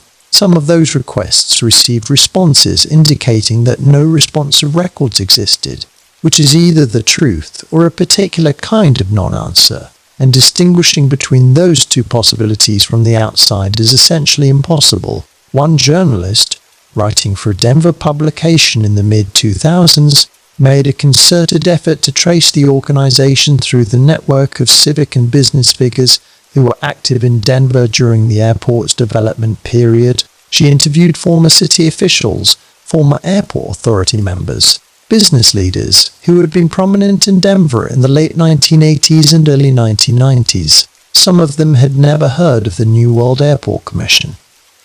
Some of them said they thought they might have heard the name, but couldn't remember in what context. None of them could describe the organization, name a member, or explain its purpose with any specificity. The airport's own communications staff, when asked directly, have consistently described the organization as a local booster group and have not been able to provide further detail. Whether that's because further detail doesn't exist, or because further detail isn't being shared, is again impossible to determine from the outside. There's a particular kind of institutional response to uncomfortable questions that isn't quite stonewalling and isn't quite transparency. It involves answering the question with an answer that is technically responsive but informationally empty. Yes, the New World Airport Commission was a local booster organization. That sentence contains a subject, a verb, and a predicate. It sounds like an answer. It communicates almost nothing, and it has been the airport's consistent position for decades. What a local booster organization does in ordinary civic life is fairly well understood. It generates enthusiasm for a project or institution among the local business community. It organizes events, produces promotional materials, encourages media coverage, lobbies in informal ways for support from civic leaders. It is essentially a cheerleading operation with organizational form. Such organizations are common around large infrastructure projects and public institutions.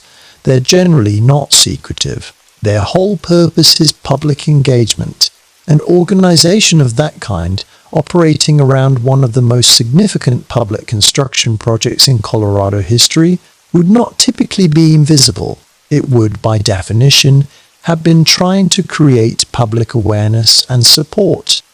It would have been reaching out to journalists, speaking to civic groups, perhaps producing newsletters or pamphlets.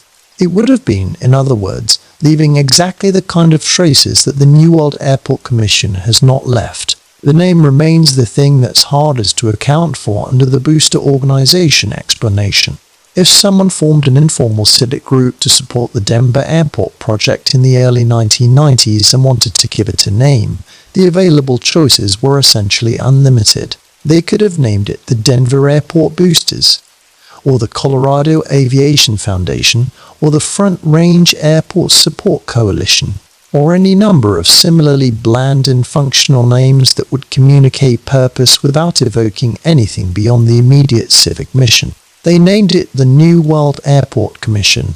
That name was then submitted to whoever was producing the capstone inscription, approved through whatever approval process governed the capstone's content, inscribed in granite, and installed in the floor of the airport's main terminal, where it has remained for 30 years.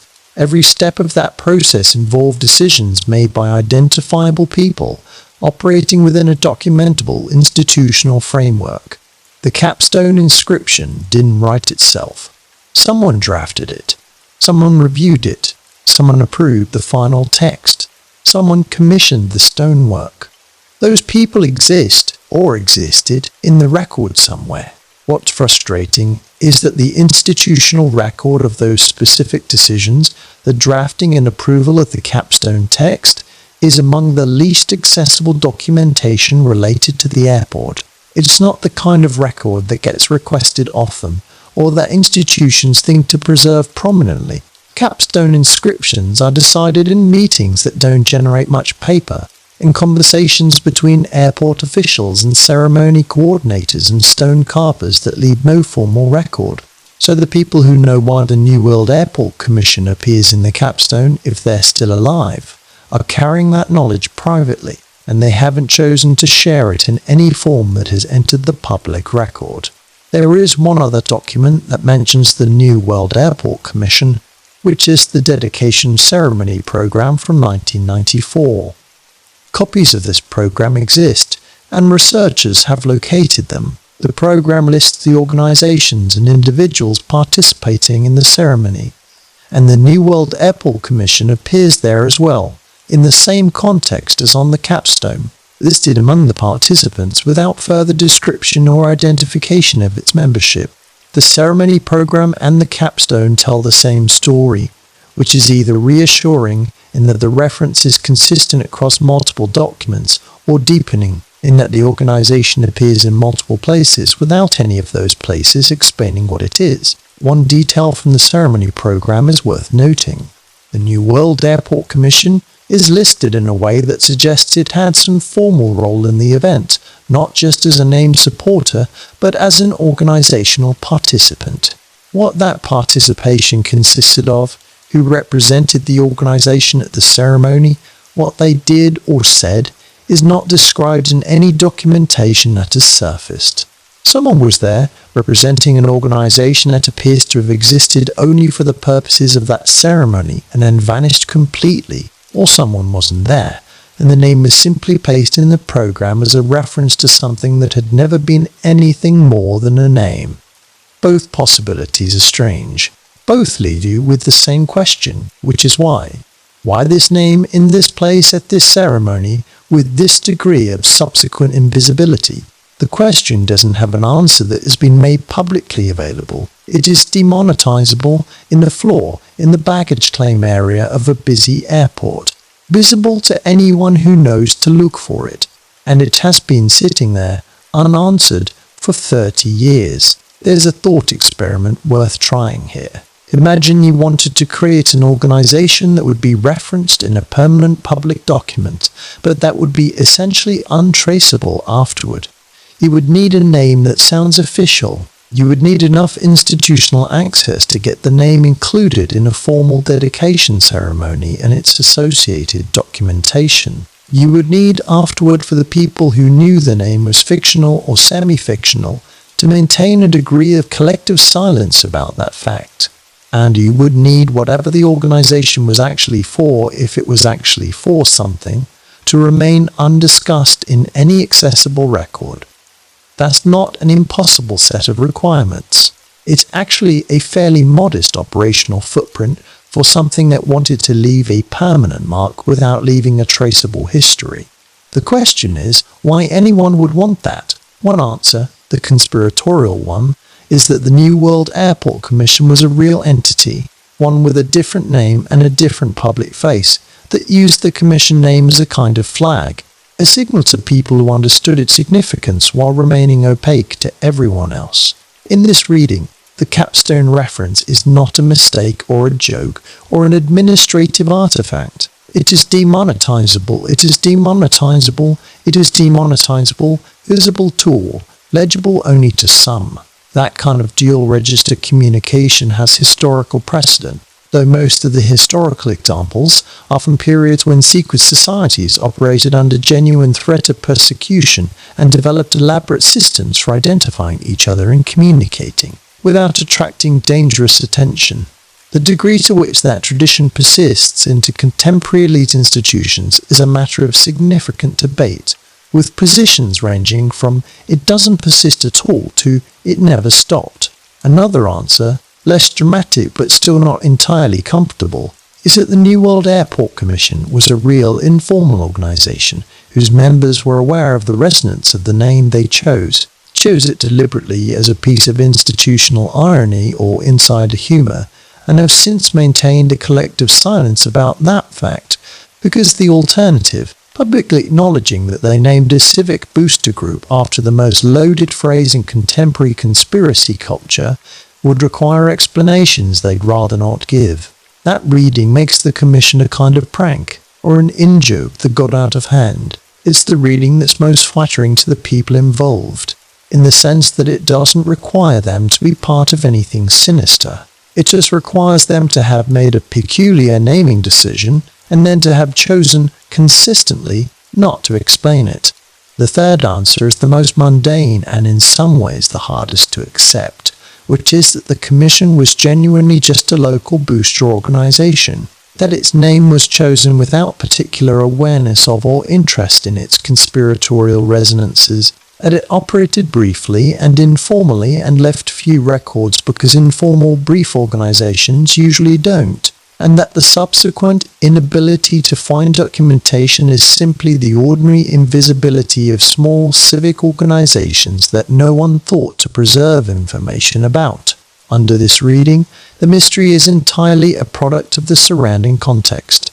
The Commission's name reads as ominous because it appears alongside Masonic references, in an airport full of disturbing murals and unexplained tunnels, in a cultural moment primed to find pattern and hidden meaning in institutional imagery. In a different context, the same name might have passed completely unnoticed. That's possible. Context shapes meaning more powerfully than we usually acknowledge. The same information presented differently produces different responses. A name that seems sinister in one frame might be neutral in another. But the context is not separable from the object. The New World Airport Commission appears where it appears, in the context it appears in, and that context is not incidental. The airport's strangeness is cumulative. The murals, the tunnels, the Masonic ceremony, the Commission name, the Blue Horse, all of these things exist together in the same place. And the place they exist together in is a major piece of public infrastructure that tens of millions of people pass through every year. That accumulation is worth taking seriously as a phenomenon in itself, regardless of what any individual element of it means. Because even if each strange element has an innocent explanation, the density of strange elements in a single location requires some account of itself. Coincidence is possible. Coincidence at this scale requires more explanation than the individual explanations for each element combined. Some researchers have argued that the density of strange elements at Denver International is not coincidental, but is instead the result of a deliberate program of symbolic embedding, a decision made at some level of the airport's planning to create a space that operates on multiple registers simultaneously, that functions as an ordinary airport for most of its users, while carrying a layer of meaning accessible only to those equipped to read it. This argument draws on a real tradition in institutional architecture, the tradition of embedding symbolic meaning in public buildings that will be experienced by people who aren't necessarily aware of or interested in that meaning. Cathedrals do this. Government buildings do this. The symbolic programs of significant public spaces have historically been designed to communicate on multiple levels, to the initiate and the uninitiate simultaneously, to the person who knows what they're looking at, and the person who simply feels something without being able to say what. Denver International would not be the first public building to operate that way. If it does, it would be a contemporary example of a very old practice. What makes it unusual is the scale of the public response. Most symbolically embedded public spaces don't generate the kind of sustained popular investigation that Denver International has generated. They don't become the subjects of documentary films and podcasts in dedicated online communities and recurring journalistic inquiry. They don't have entire categories of Wikipedia pages devoted to the theories about them. The airport has, in some sense, failed as a symbolic program. If its intention was to communicate quietly to a knowing few, it has communicated too loudly. The signals have been too strong, or the surrounding context has been too strange, or the public has been too curious. Whatever was intended to be subtle has become famous, unless that was the intention, unless the visibility of the strangeness was the point all along. That reading is the most disorienting of all the available ones, because it places the conspiracy, if there is one, at a level of confidence that is almost contemptuous. It says that whoever embedded these elements in this airport did so knowing they would be seen, knowing they would generate exactly the speculation they've generated, and that the generation of that speculation was itself part of the purpose. For what purpose? That reading doesn't say. It just opens the question and leaves it open. The way a door left slightly ajar invites you to wonder what's on the other side without showing you. The New World Airport Commission is still in the floor. The time capsule is still beneath it. The Freemasons are still in the inscription. And whatever the commission was, whoever its members were, whatever they were doing in 1994 at a dedication ceremony in Colorado, they have not chosen to explain themselves. In 30 more years, if things proceed as planned, the time capsule will be opened. The people of 2094 will look at what was placed inside. They will read the documents, examine the objects, try to understand the world that produced them, and they will look at the capstone above the capsule, and they will read the inscription, and they will wonder, probably, the same thing we wonder now. What was the New World Airport Commission? Unless someone, between now and then, decides to say, there's something about underground spaces that the human mind responds to differently than above-ground ones. It isn't just claustrophobia, though that's part of it for some people. It's something older than that, something that predates whatever rational framework we use to understand enclosed spaces. Underground means hidden. Underground means below the surface of what can be seen and accounted for. Underground means a world that continues beneath the world you're standing on, operating according to its own logic, visible only to those with access. Every culture that has left a record has an underground mythology. The underworld, the realm beneath, the hidden place where important things are kept, or important things happen, or important beings reside. That mythology is so consistent across such different cultures and time periods that it seems to emerge from something fundamental in human psychology rather than from any particular religious tradition. We have always known, or felt, that there is something below. Denver International Airport has something below.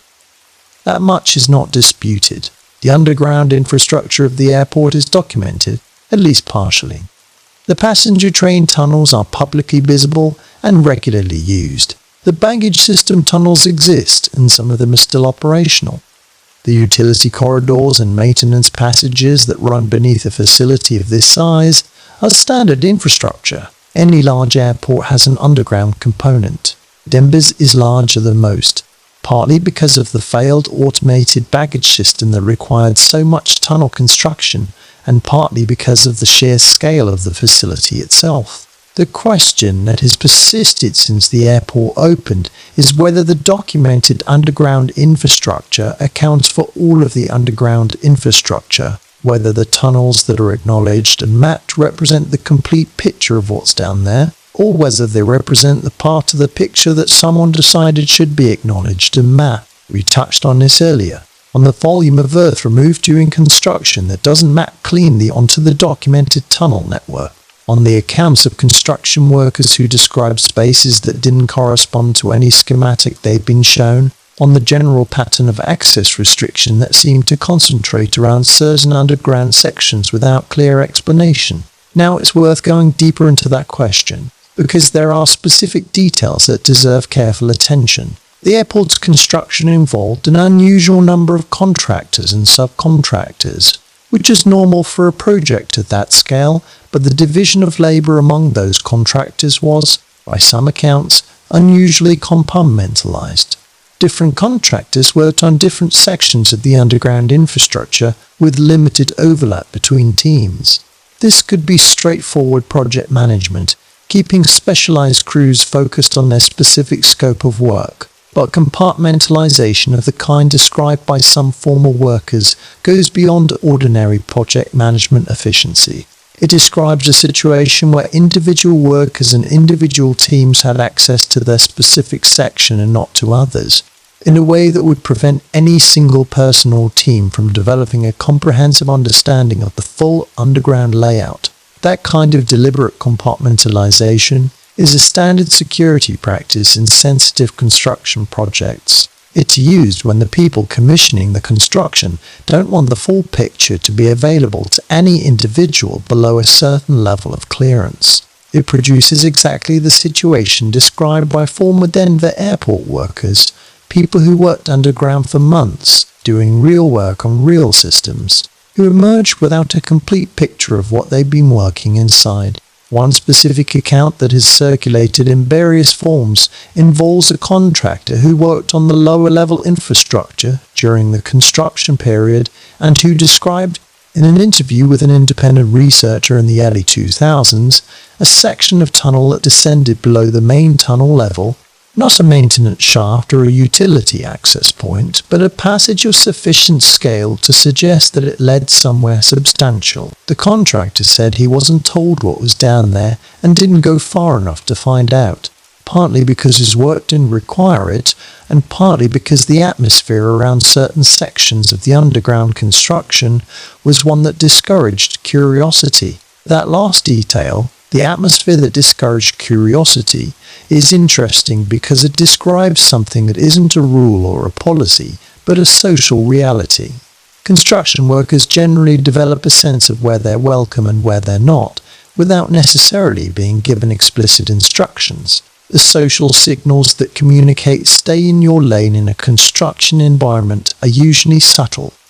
The presence of different personnel in certain areas, the absence of the easy informal conversation that characterizes most construction sites, the sense that some parts of a project carry a different energy than others. If those signals were present in certain sections of the Denver airport underground construction, they would have been noticed by the workers. And they were, according to multiple accounts.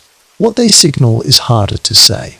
They could reflect nothing more than the ordinary security protocols around sensitive mechanical systems, computer infrastructure, communications equipment, the kinds of things that airports have legitimate reasons to protect from casual access even during construction. They could reflect the presence of law enforcement or intelligence infrastructure being built into the airport systems, which airports do contain and which does involve a higher security classification than the rest of the facility. They could reflect something else. The something else is where the bunker theory enters most directly. The theory, in its most specific form, proposes that beneath Denver International Airport there exists a facility of significant scale, built to serve as a continuity of government site, a place where essential personnel and essential functions of the federal or state government could be relocated and maintained in the event of a catastrophic national emergency. This facility, if it exists, would be separate from and below the airport's operational underground infrastructure, connected to it in ways that allow access without visibility, and maintained in a state of readiness that requires ongoing staffing and resupply. The existence of continuity of government infrastructure in the Denver area is not theoretical. As mentioned earlier, Cheyenne Mountain is about an hour to the south, housing NORAD in one of the most hardened underground military installations in the world. The relationship between Denver and federal underground infrastructure is documented and real. The question is only whether that infrastructure extends to the airport specifically. There are reasons why an airport would be a logical choice for a continuity facility. Access is one. An airport, by definition, has runways capable of handling aircraft of any size, round-the-clock operational capability, and connections to major transportation networks. If you needed to move people to a protected facility quickly and from a variety of locations, an airport is the obvious staging point. Building the facility beneath the airport eliminates the need for a separate secure transportation link between the arrival point and the protected space. Another reason is concealment. A large underground construction project beneath an airport is inherently easier to explain than a large underground construction project beneath a field. The airport's documented tunnel network provides cover for additional construction, both in terms of the earth removal that the documented tunnels would legitimately generate and in terms of the workforce and equipment that would be present on site in any case. Additional construction embedded in the larger project would be considerably harder to detect or document than a standalone underground facility. These are logical observations, not evidence. but logical observations about why something would be done a certain way, when combined with physical and documentary anomalies that are consistent with that thing having been done, constitute something worth taking seriously even if they don't constitute proof. The physical anomalies, again, are the earth removal figures, the tunnel sections that workers describe as extending further than the documented systems, and the compartmentalization of the underground construction workforce. The documentary anomalies are the budget gap, the sections of financial documentation that don't map cleanly onto documented expenditures, and the unusual difficulty of accessing certain construction records through standard FOIA processes. None of those anomalies, taken individually, requires a bunker theory to explain. Taken together, they create a pattern that the bunker theory fits more cleanly than any available innocent explanation, which doesn't make the bunker theory true. It makes it the most coherent account of available evidence. Those are different things, and it's important to hold that difference clearly. The most coherent account of incomplete evidence is still an inference, not a fact. The evidence is incomplete precisely because the most important pieces are not available through public channels, and that unavailability is itself a data point, though one that has to be handled carefully. When information is unavailable, it can mean the information doesn't exist. It can mean the information exists but hasn't been requested in the right way or from the right source. It can mean the information exists and has been deliberately withheld. Distinguishing between those possibilities from the outside is one of the fundamental challenges of investigating anything that touches classified or sensitive government activity. What can be said is that the Denver Airport Underground, whatever it fully consists of, has not been made transparent. 30 years after the airport opened, the complete picture of what was built below it is not publicly available. That's the ground truth, whatever else is true. In 1992, a journalist named Ted Gupp published a story in the Washington Post that changed the way people thought about government secrecy and underground infrastructure. The story was about the Greenbrier. The Greenbrier is a luxury resort in White Sulphur Springs, West Virginia. It has existed since the 1700s in various forms, catering to the wealthy and the powerful. Set in the Allegheny Mountains with the particular combination of grandeur and seclusion that certain kinds of American privilege has always sought out. Presidents have stayed there. Senators have vacationed there. It is, by any measure, one of the more refined addresses in the American hospitality landscape. And for roughly 30 years, beneath the resort's West Virginia wing, the federal government maintained a fully operational underground bunker designed to house all 535 members of Congress in the event of a nuclear attack on the United States. The bunker had its own power generation, its own water supply, its own medical facilities, including an operating room, a broadcast studio from which congressional leadership could address the nation after the bombs fell, dormitories, cafeterias, a secure communications center. It was staffed continuously by government personnel operating under the cover of a television repair company housed on the resort's grounds.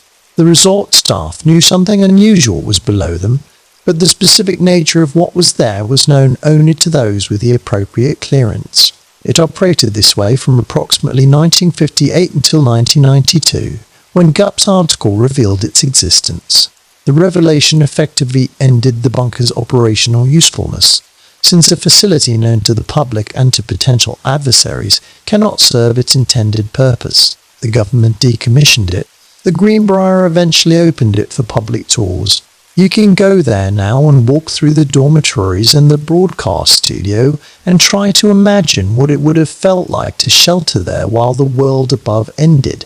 The reason the Greenbrier story matters here is not because it proves anything about Denver. It matters because it establishes with complete documentary certainty that the American government built secret underground facilities beneath civilian locations, maintained them for decades, staffed them with personnel operating undercover, and kept them successfully secret from the general public for the entire period of their operation. That's not a theory. That happened. And if it happened at the Greenbrier, If the government was willing and able to hollow out the earth beneath the famous resort hotel and fill it with nuclear survival infrastructure without anyone outside a small circle knowing, then the question of whether something similar might exist beneath Denver International Airport is not a paranoid fantasy. It's a reasonable historical inference. The post-Cold War period, the 1990s when Denver International was being built, was not a period when continuity of government planning stopped. It was a period when it evolved. The threat landscape changed. The Soviet nuclear threat, which had driven the Greenbrier-style bunker program, was receding. But new threats were being assessed. The vulnerability of American infrastructure to terrorism was being studied. The potential for pandemics or environmental catastrophes to threaten governmental continuity was being modeled. The 1990s produced a significant body of classified planning around these evolved threat scenarios, and that planning required infrastructure. What infrastructure was built and where in that period is largely classified. Some of it has been declassified over time, and the picture that emerges is of a government that continued to invest seriously in continuity facilities throughout the 1990s and into the 2000s. The specific locations and specifications of those facilities are not publicly available in most cases. Denver, in that planning context, had several qualities that continuity planners would have found attractive beyond the ones already mentioned. The altitude is one. Denver sits at a mile above sea level and the surrounding terrain rises quickly to the west. Certain threat scenarios, particularly those involving atmospheric contamination following a nuclear or chemical event, produce dispersal patterns that favor high-altitude interior locations over coastal or low elevation sites. The specific geography of the Colorado Front Range, with the Rocky Mountains immediately to the west creating a natural barrier, produces atmospheric conditions that some continuity planning models have identified as advantageous. The geology beneath the Denver airport site is another factor. The plains east of Denver sit above a geological formation that provides relatively stable and accessible rock at depth suitable for significant underground construction.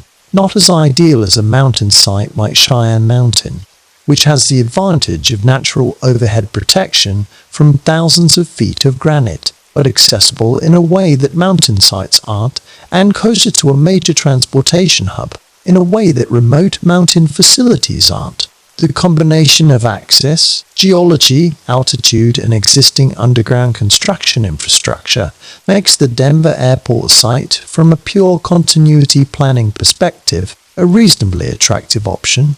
Not the obvious first choice perhaps, but a logical second or third tier facility in a layered continuity system that wouldn't rely on any single location.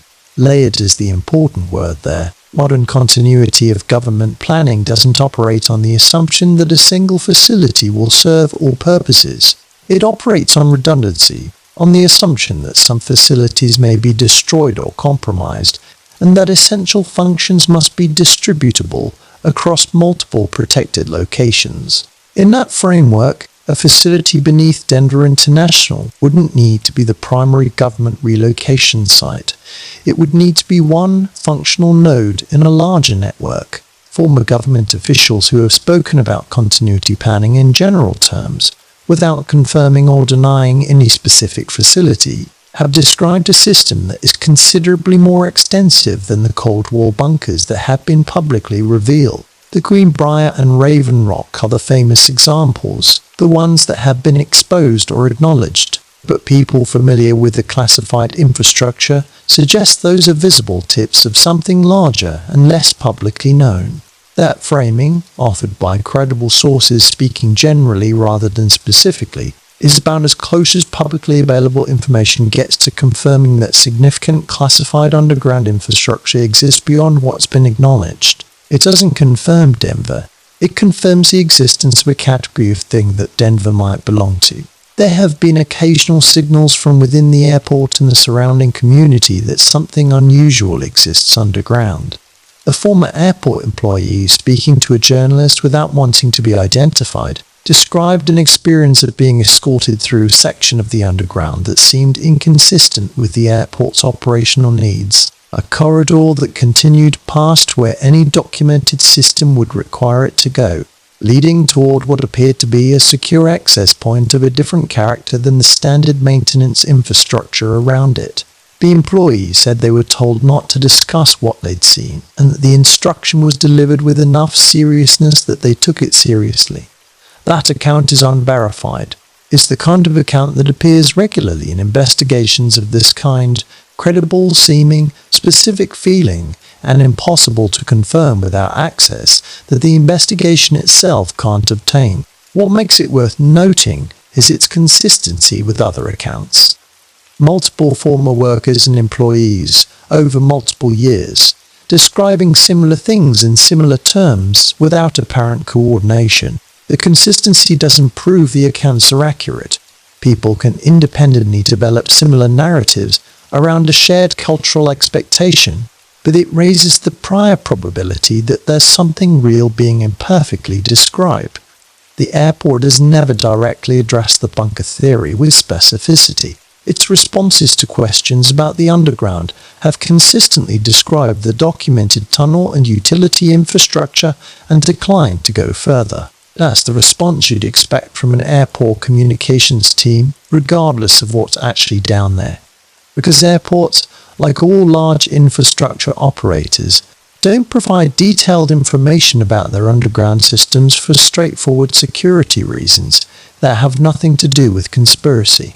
The absence of denial is not evidence of a bunker, but the presence of a very large underground construction project, an anomalous budget, a compartmentalized workforce, a remote location with favorable continuity geography, documented government investment in exactly this kind of infrastructure in exactly this period, and multiple consistent accounts from former workers describing spaces that exceed the documented systems. All of that together creates a picture that is harder to dismiss than any individual element of it. What's below Denver International Airport in its complete form is not publicly known.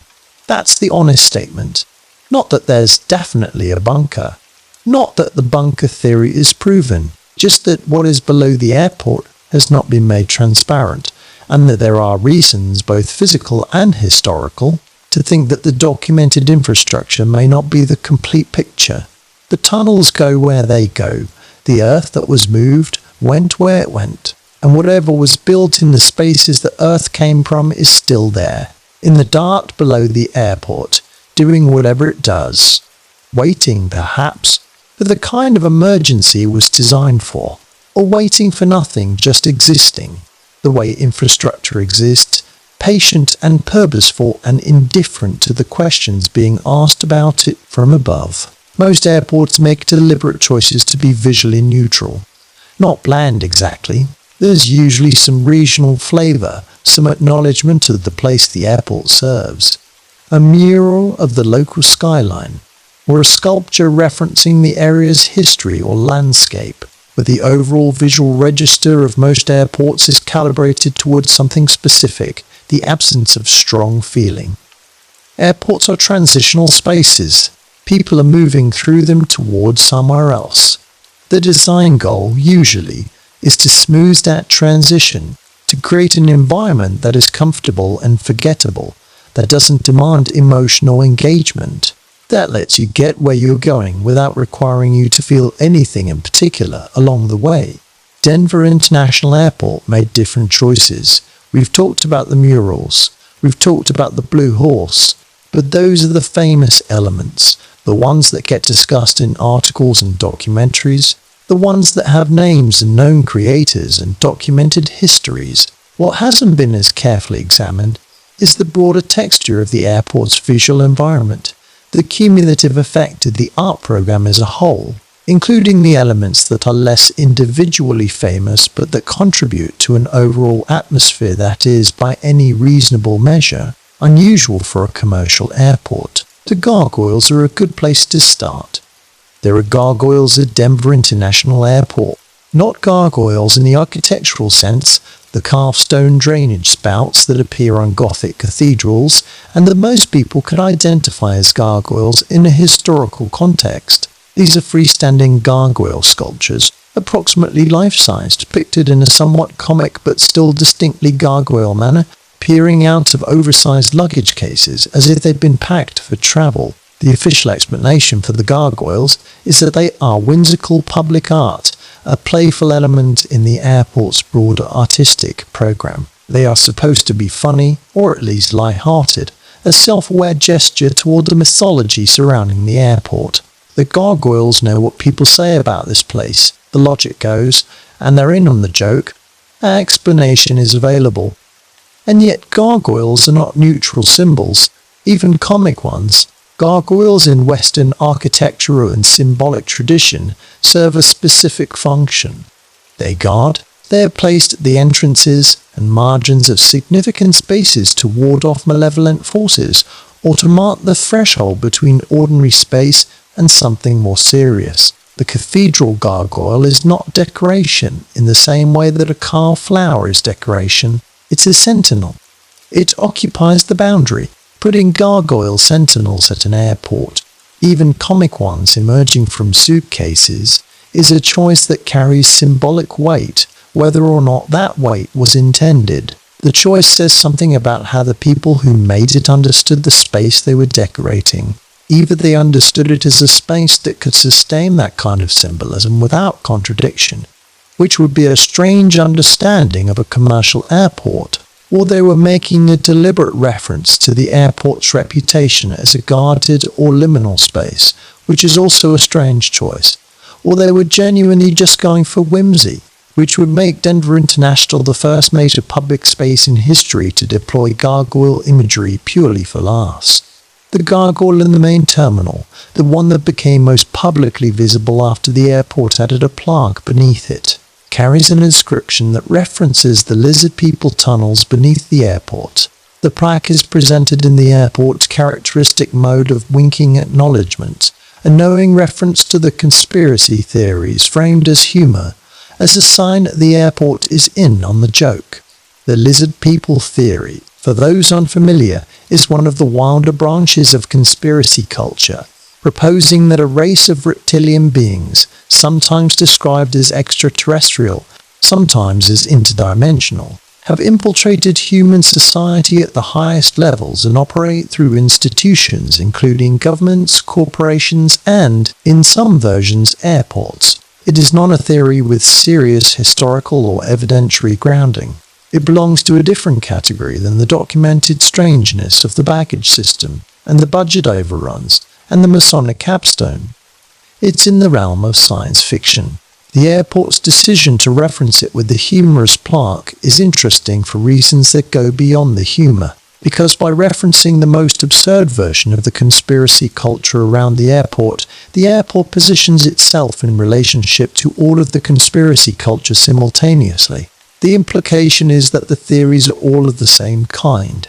Colorful, entertaining, not to be taken seriously. The lizard people tunnel plaque does work that a serious denial couldn't do.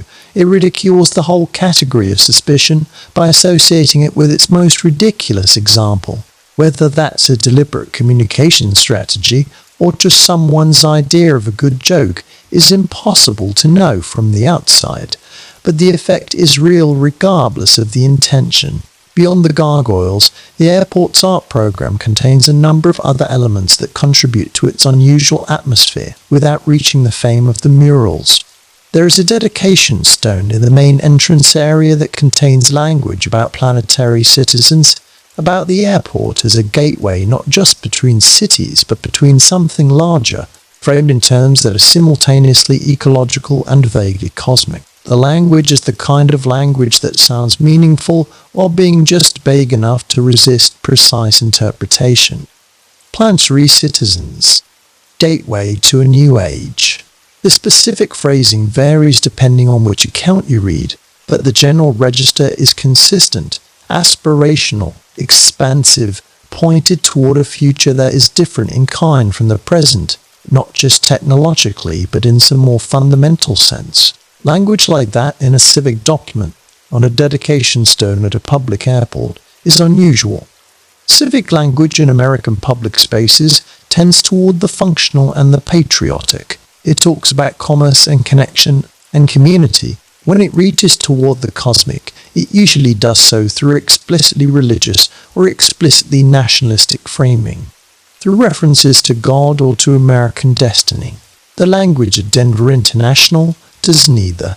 It reaches toward something else, something planetary and collective and not attached to any specific tradition, which is either an admirably modern and inclusive vision or a very specific kind of language that comes from a specific kind of worldview that not everyone would find comforting in a public space. The mosaic work throughout the airport contains recurring imagery that researchers have catalogued in some detail. Certain symbols appear with enough consistency to suggest intentional repetition rather than decorative variation.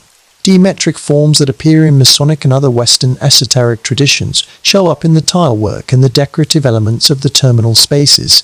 This observation has been made by people with varying degrees of familiarity with symbolic traditions, and the consistency of the observation across different observers is worth noting, even if the interpretation of what the symbols mean varies considerably. The color choices in the airport's interior are unusual in ways that are hard to articulate but that most visitors feel. The palette of the main terminal, the Great Hall, tends toward whites and pale greys and the cold blue-gray of institutional stone, with deliberate accents of color that red is significant rather than decorative. Color theory in institutional design is a real field with documented effects on human psychology and perception. The choices made at Denver International, whether deliberately or through the aggregated decisions of multiple designers working within a shared brief, produce an environment that feels more ceremonial than functional, more like a space intended for something significant than a space intended for the efficient processing of travelers. That feeling, the sense of being in a space that means more than it says, is the consistent report from people who spent time in Denver International with their attention directed toward the environment rather than toward their departure gate. It's a subjective response, but it's a consistent one across enough different people that it deserves to be taken seriously as a datum. The airport was designed by the architect Fentress Bradburn, and its most iconic feature, the white tensile fabric roof of the main terminal, is genuinely celebrated in architectural circles as a significant achievement. The roof is designed to evoke the snow-capped Rocky Mountains visible on the western horizon, and it succeeds in that evocation, creating an interior landscape that connects the man-made space to the natural one beyond it. It is monetizable, architectural standards, beautiful.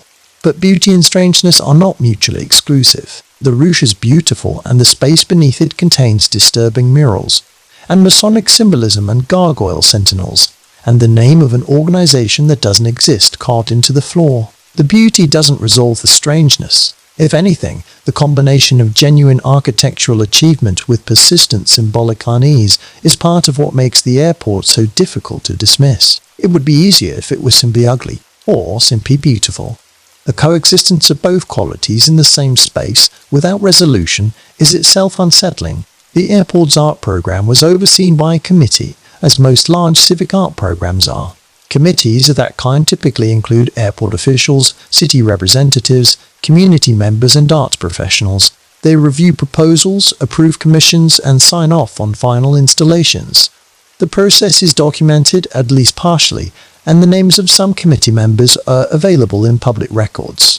What's harder to find is the reasoning behind specific decisions, not just the murals, which have attracted enough attention that some documentation of the approval process exists, but the smaller decisions, the gargoyles, the dedication stone language, the specific symbolic elements embedded in the mosaic work. Those decisions happened in meetings that generated less paper, in conversations between designers and committee members that weren't recorded, in the accumulated aesthetic judgment of people whose specific reasoning was never made part of the public record. That's ordinary institutional opacity, not necessarily sinister.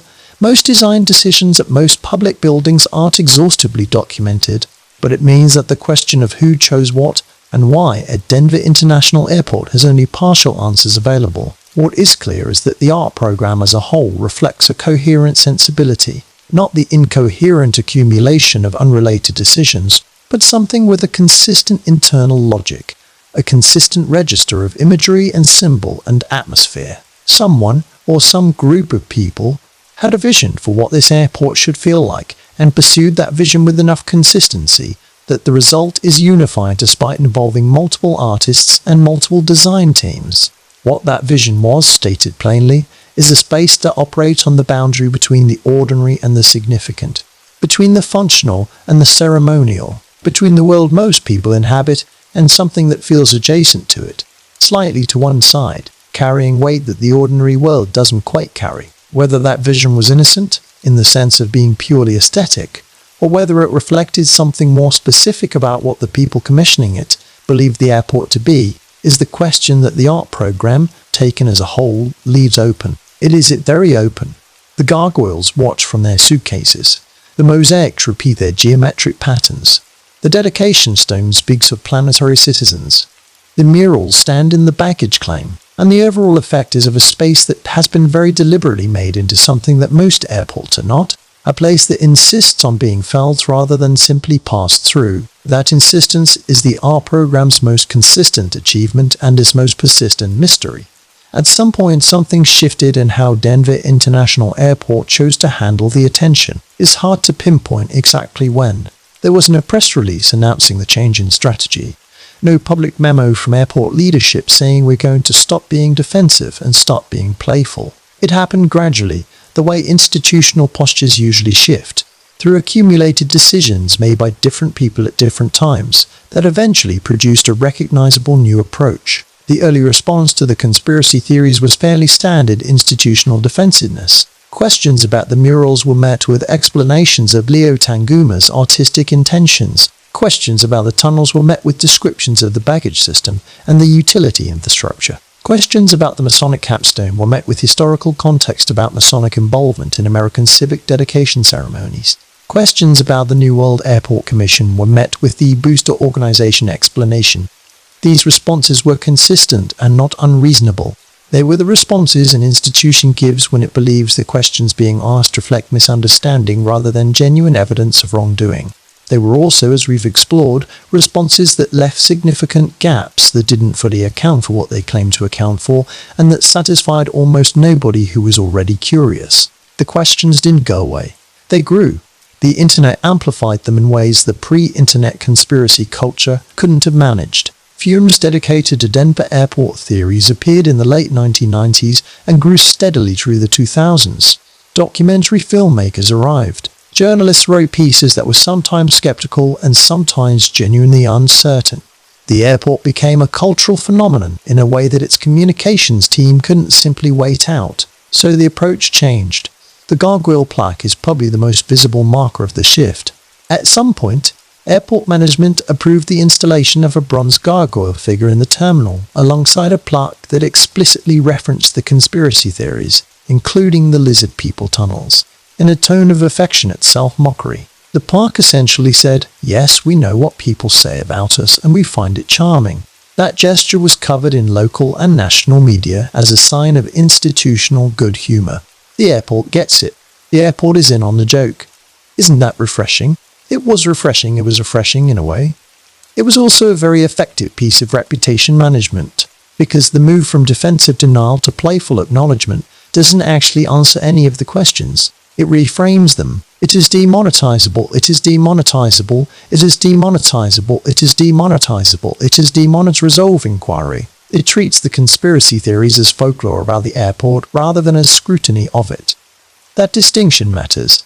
Folklore can be celebrated. Scrutiny needs to be answered. The airport's communications in the period following the gargoyle plaque have been notably more comfortable with the conspiracy culture than they were in the early years. Spokespeople have given interviews acknowledging the theories with smiles. The airport's social media presence has engaged with conspiracy-adjacent content in ways that are clearly designed to generate affectionate engagement rather than defensive conflict. Merchandise featuring Lucifer and other conspiracy-adjacent imagery has been developed and sold in airport shops. All of this is savvy. It's genuinely savvy. It converts a potential liability into a brand asset. The airport that people find strange and unsettling becomes the airport with a sense of humor about its own strangeness. That reframing doesn't require answering the hard questions. It requires changing the emotional register in which those questions exist, and it has largely worked, in the sense that the dominant cultural narrative about Denver International Airport in recent years has been one of affectionate weirdness rather than serious concern. People visit hoping to see Lucifer and the murals. They post about the Gargoyle Park. They buy the t-shirts. The airport has been successfully repositioned from a site of genuine public unease to a quirky destination with a good story about itself. But the questions are still there, underneath the branding. The New World Airport Commission is still in the floor. The murals, most of them are still in the baggage claim. The tunnels still extend to wherever they extend. The budget gap has never been satisfactorily explained. The Masonic ceremony happened and was documented and has not been further illuminated by anything the airport has said in its more communicative recent period. The airport's engagement with its own mythology is extensive and clever and has generated a lot of goodwill. What it has not generated is answers. There was a specific moment that illustrated the airport's new approach more clearly than anything else. In 2018, during a renovation of the main terminal, the airport commissioned a temporary art installation that directly addressed the conspiracy theories. It included signs posted around the construction barriers that made knowing references to secret tunnels, lizard people, and the New World Airport Commission. The signs were written in a tone of cheerful self-awareness, as if the airport were hosting a themed attraction rather than undergoing routine renovation. The installation was widely photographed and shared. It generated exactly the kind of warm media coverage the airport presumably hoped for. Headlines described the airport as trolling conspiracy theorists, which was framed as charming rather than evasive. The installation was seen as proof that the airport had nothing to hide, because institutions with things to hide don't make jokes about hiding things. That logic is worth examining carefully, because it isn't actually sound. An institution that wanted to permanently neutralize public suspicion without addressing its substance could do exactly what Denver International has done. It could adopt the language and posture of transparency while providing none of the actual transparency that would resolve the underlying questions. Humor is particularly effective for this purpose because it reframes the act of questioning as the punchline rather than the questioner as the detective. Once the questions are funny, they stop being serious.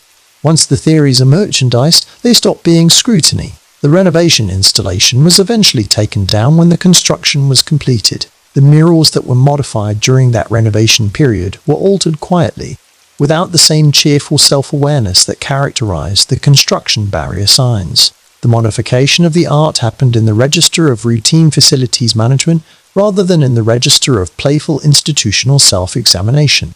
That difference in register is telling. The funny stuff got promoted.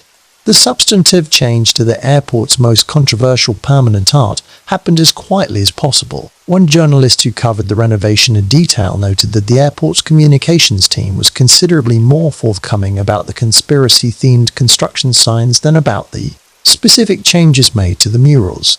Questions about exactly what was altered and why were met with responses that described the changes as routine and didn't invite further discussion. The playful transparency of the signs existed alongside a practical opacity about the decisions being made. That combination, visible humor and invisible decision-making, is the airport's characteristic mode in this period. It has become very good at being seen to engage while actually disclosing very little. The airport has also, in this period, been proactive about certain kinds of outreach. It has invited journalists for behind-the-scenes tours of areas of the airport that are not publicly accessible. These tours have produced articles describing the underground tunnel system, the operational infrastructure, the maintenance corridors. The articles generally conclude that the tunnels are extensive but explicable, that there's nothing down there that isn't accounted for by the documented systems. What those tours show is a portion of the underground, a curated portion selected by the airport's communications team, travelled in the company of airport staff, documented with whatever access the airport chose to provide. They are not independent investigations. They are managed disclosures, which is different. A managed disclosure can be entirely truthful within its scope while being deliberately incomplete. You show the journalist the baggage tunnels and the utility corridors and the train system, all of which are real and documentable and consistent with what the airport has always said is there, and you don't show them anything else. The journalist writes an accurate account of what they saw. The account creates an impression of transparency, and whatever wasn't on the tour remains unexamined. That's not dishonesty in the conventional sense, but it's not the same as openness. The airport spokesperson, in a 2018 interview that has been referenced several times in subsequent coverage, addressed the New World Airport Commission directly and more specifically than most previous official statements had. She described it as a group of local business and civic leaders who formed to support the airport's opening, said it was never formally incorporated, and acknowledged that records from that period were incomplete. She said this with apparent candor and without defensiveness, in the tone of someone clarifying a historical footnote rather than defending a sensitive subject. It was, as a performance of transparency, quite good. It contained slightly more specific information than previous statements, while still not providing anything that could be independently verified. No names of members, no description of specific activities, no documents, just a slightly more detailed version of the same basic explanation that had always been offered. After the interview, researchers tried again to find corroboration for the description offered. They found the same absence they had always found. The slightly more detailed explanation didn't open any new documentary avenues, it just sounded more forthcoming than what came before it. The airport continues to operate in this mode. It is, by the standards of large public institutions, unusually willing to acknowledge that questions exist about it. It is considerably less willing to provide the kind of documentation that would actually resolve those questions. That gap between the acknowledgement of questions and the provision of answers is where the airport has successfully positioned itself for the long term. It's a comfortable position. It generates goodwill without requiring disclosure. It makes the airport seem self-aware without making it transparent. And it will probably remain the airport's approach for as long as the questions remain culturally interesting, which, based on 30 years of sustained attention, seems likely to be a very long time. The questions deserve better than that. Not because the most dramatic answers are necessarily correct, but because public institutions built with public money and serving public purposes owe the public more than managed disclosure dressed up as humour. The airport is very good at being charming about the things it hasn't explained. 30 years is a long time for questions to stay alive. Most public controversies fade. The initial attention peaks, the media moves on, the institutional memory softens, and what was once a live question becomes a historical footnote. The controversy around Denver International Airport has not followed that pattern. It has sustained itself across 3 decades, through multiple cycles of media attention, through the rise of the internet and social media, through generational turnover and both the public asking the questions and the airport staff fielding them. That persistence is itself worth understanding. Because questions don't stay alive on their own. They require ongoing fuel. Something about Denver International Airport keeps providing that fuel, keeps giving people new reasons to return to the same set of unresolved concerns, keeps the conversation going in a way that suggests the underlying questions haven't been answered, rather than that they've simply become culturally habitual. Part of what sustains the conversation is the physical reality of the airport. It's still there. The murals are still there. The capstone is still in the floor. Lucifer still stands at the entrance with his red eyes lit. These are not historical artifacts accessible only in archives or photographs. They are present tense objects that millions of people encounter every year. Every person who flies through Denver and happens to look up at the murals, or down at the capstone, or out the window at the Blue Horse is a potential new entry point into the conversation. The airport continuously recruits new people into the questions surrounding it, simply by existing and being what it is. That's unusual. Most conspiracy theories are about things that happened in the past, events or decisions that are over, and whose physical traces, if any exist, are not part of daily life. Denver is a conspiracy theory you can visit. You can stand in the middle of it. You can look at the primary evidence with your own eyes, feel the particular atmosphere of the Great Hall, read the capstone inscription yourself, and form your own response to what you're encountering. That directness, the ability to have a first-person relationship with the subject of the inquiry, gives the Denver theories a quality that most conspiracy culture lacks. It keeps them grounded in something real and present, rather than in something reconstructed from documents and second-hand accounts. It also means that the airport's physical choices matter in an ongoing way. When the murals were modified in 2018, that modification happened to an object that millions of people had already seen and formed opinions about. The change was noticed. It demonetized new attention, New questions about why something was altered that had been there for over 20 years. The airport's physical evolution is itself a source of new material for the conversation. The cultural moment we're in has also changed how the conversation operates. The internet conspiracy culture of the late 1990s and early 2000s, where the Denver theories first found their largest audience, was characterized by a particular combination of earnestness and isolation. People discovered these theories, found communities of others interested in them, and developed increasingly elaborate interpretive frameworks in spaces that were relatively disconnected from mainstream discourse. That disconnection no longer exists. Conspiracy culture has moved into the mainstream in ways that have changed both its character and its reach. The Denver airport theories now circulate on platforms with hundreds of millions of users, get referenced in mainstream publications, appear in the content of creators with large general audiences. They've been absorbed into a broader cultural conversation about institutions, trust, and the reliability of official explanations. That absorption has made the theories simultaneously more visible and less coherent.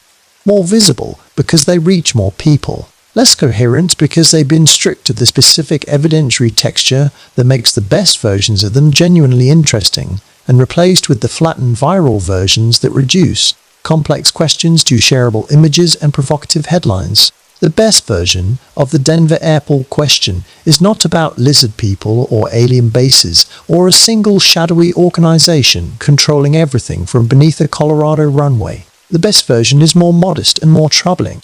It's about the gap between what public institutions say and what they do. About the use of public money for purposes that aren't publicly disclosed. About the way that legitimate questions get managed rather than answered. About the symbolic vocabulary of power and what it means when that vocabulary appears in spaces that everyone passes through but almost nobody reads carefully. Those questions don't require a bunker or a secret society or a coded message in the murals. They just require paying attention to the things that are actually there and noticing that they don't fully add up. That noticing is valuable regardless of what the correct explanation turns out to be. Because the habit of paying attention to what public institutions do with public resources, of reading the official explanations against the available evidence and noting where they diverge, is not paranoia. It's civic engagement of a particular kind. It's the kind of attention that public institutions in democratic societies are supposed to be subject to. Denver International Airport has for 30 years been the object of that attention at unusual intensity. The attention has not produced definitive answers, but it has produced a very detailed map of what hasn't been explained, which is its own kind of useful document. Chapter 10. What the airport means now, Part 2. There's a question underneath all of this that doesn't get asked directly very often. Not what is the airport hiding, or who built the bunker, or what do the murals mean. Those are the surface questions, the ones that generate the documentaries, and the forum posts, and the merchandise. The deeper question is something quieter and more uncomfortable. Why does it matter to us? Why, out of all the public institutions that operate with incomplete transparency, out of all the civic projects that went over budget and under-explained, out of all the public art that made people uncomfortable and all the organizations whose names don't quite check out, why has this particular airport become the object of 30 years of sustained collective attention? Part of the answer is the density we've already discussed. The sheer accumulation of strange elements in a single place creates a critical mass that individual anomalies don't reach. One odd mural in an airport would be forgotten. One unexplained organization name on one capstone would be a curiosity. One dramatic sculpture at one entrance would be a local talking point. Together, in the same building, they create something that feels like it means something, even if what it means stays just out of reach. But density alone doesn't explain the persistence. Other places have accumulated strangeness without generating this kind of sustained attention. What Denver International has that most strange places don't is accessibility. It's an airport. It's infrastructure. It is a place that ordinary people move through in the course of ordinary life, not a remote site or a restricted facility or a historical location that requires deliberate effort to visit. The strangeness of Denver International arrives uninvited. You're not seeking it out when you land there to catch a connecting flight. It finds you. The murals are in the baggage claim. The capstone is in the floor. The horse is at the entrance. You encounter them in the middle of the mundane business of travel, which means you encounter them with your defenses down in the particular vulnerability of transit, between places and between roles, not quite at home anywhere. That vulnerability is part of why the airport's imagery lands the way it does. In a gallery, the murals might be processed as art, held at the intellectual distance that the gallery frame provides. In an airport, they arrive without that frame. They're just there, in the space where you're waiting for your luggage, and your mind encounters them with whatever it brings to that moment. What most minds bring to that moment, it turns out, is a readiness to feel that something is slightly wrong. Not dramatically wrong, not dangerously wrong, just slightly, persistently, unresolvably wrong. That feeling is the airport's most consistent product, more consistent than any of the specific theories, more durable than any of the individual strange elements. And that feeling points toward something real, even if what it points toward isn't a bunker or a secret society. What it points toward is the gap between official reality and experienced reality, the gap between what institutions say about themselves and what it feels like to be inside them. That gap exists everywhere, in every public institution, in every civic space. Most of the time it's small enough that we don't notice it, or we notice it and absorb it without much difficulty. Occasionally it's large enough that it produces the kind of persistent unease that Denver International has produced for 30 years. The airport feels like it means more than it says. That feeling may be pointing at something specific and hidden, or it may be pointing at the more general truth that all large institutions mean more than they say, that all public spaces are designed by people with interests and assumptions and worldviews that are never fully disclosed, that all official explanations are partial, that transparency is always managed to some degree. Denver International Airport may be a particularly vivid example of a universal condition rather than a unique exception to it. The murals and the capstone and the horse and the tunnels may be an unusually legible version of something that is present, less visibly, in every significant public space. That reading doesn't make the questions less interesting, it makes them more interesting because it suggests they're not really about the airport.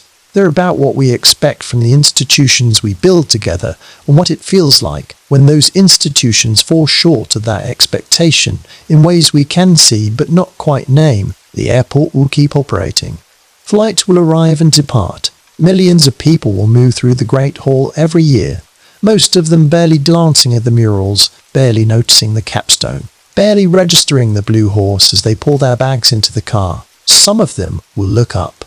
They'll see the children and the gas-masked figure and the strange messianic central presence of the second mural. They'll feel something. They won't quite know what to do with it. They'll get in their car and drive away, and the feeling will fade mostly into the ordinary texture of the day.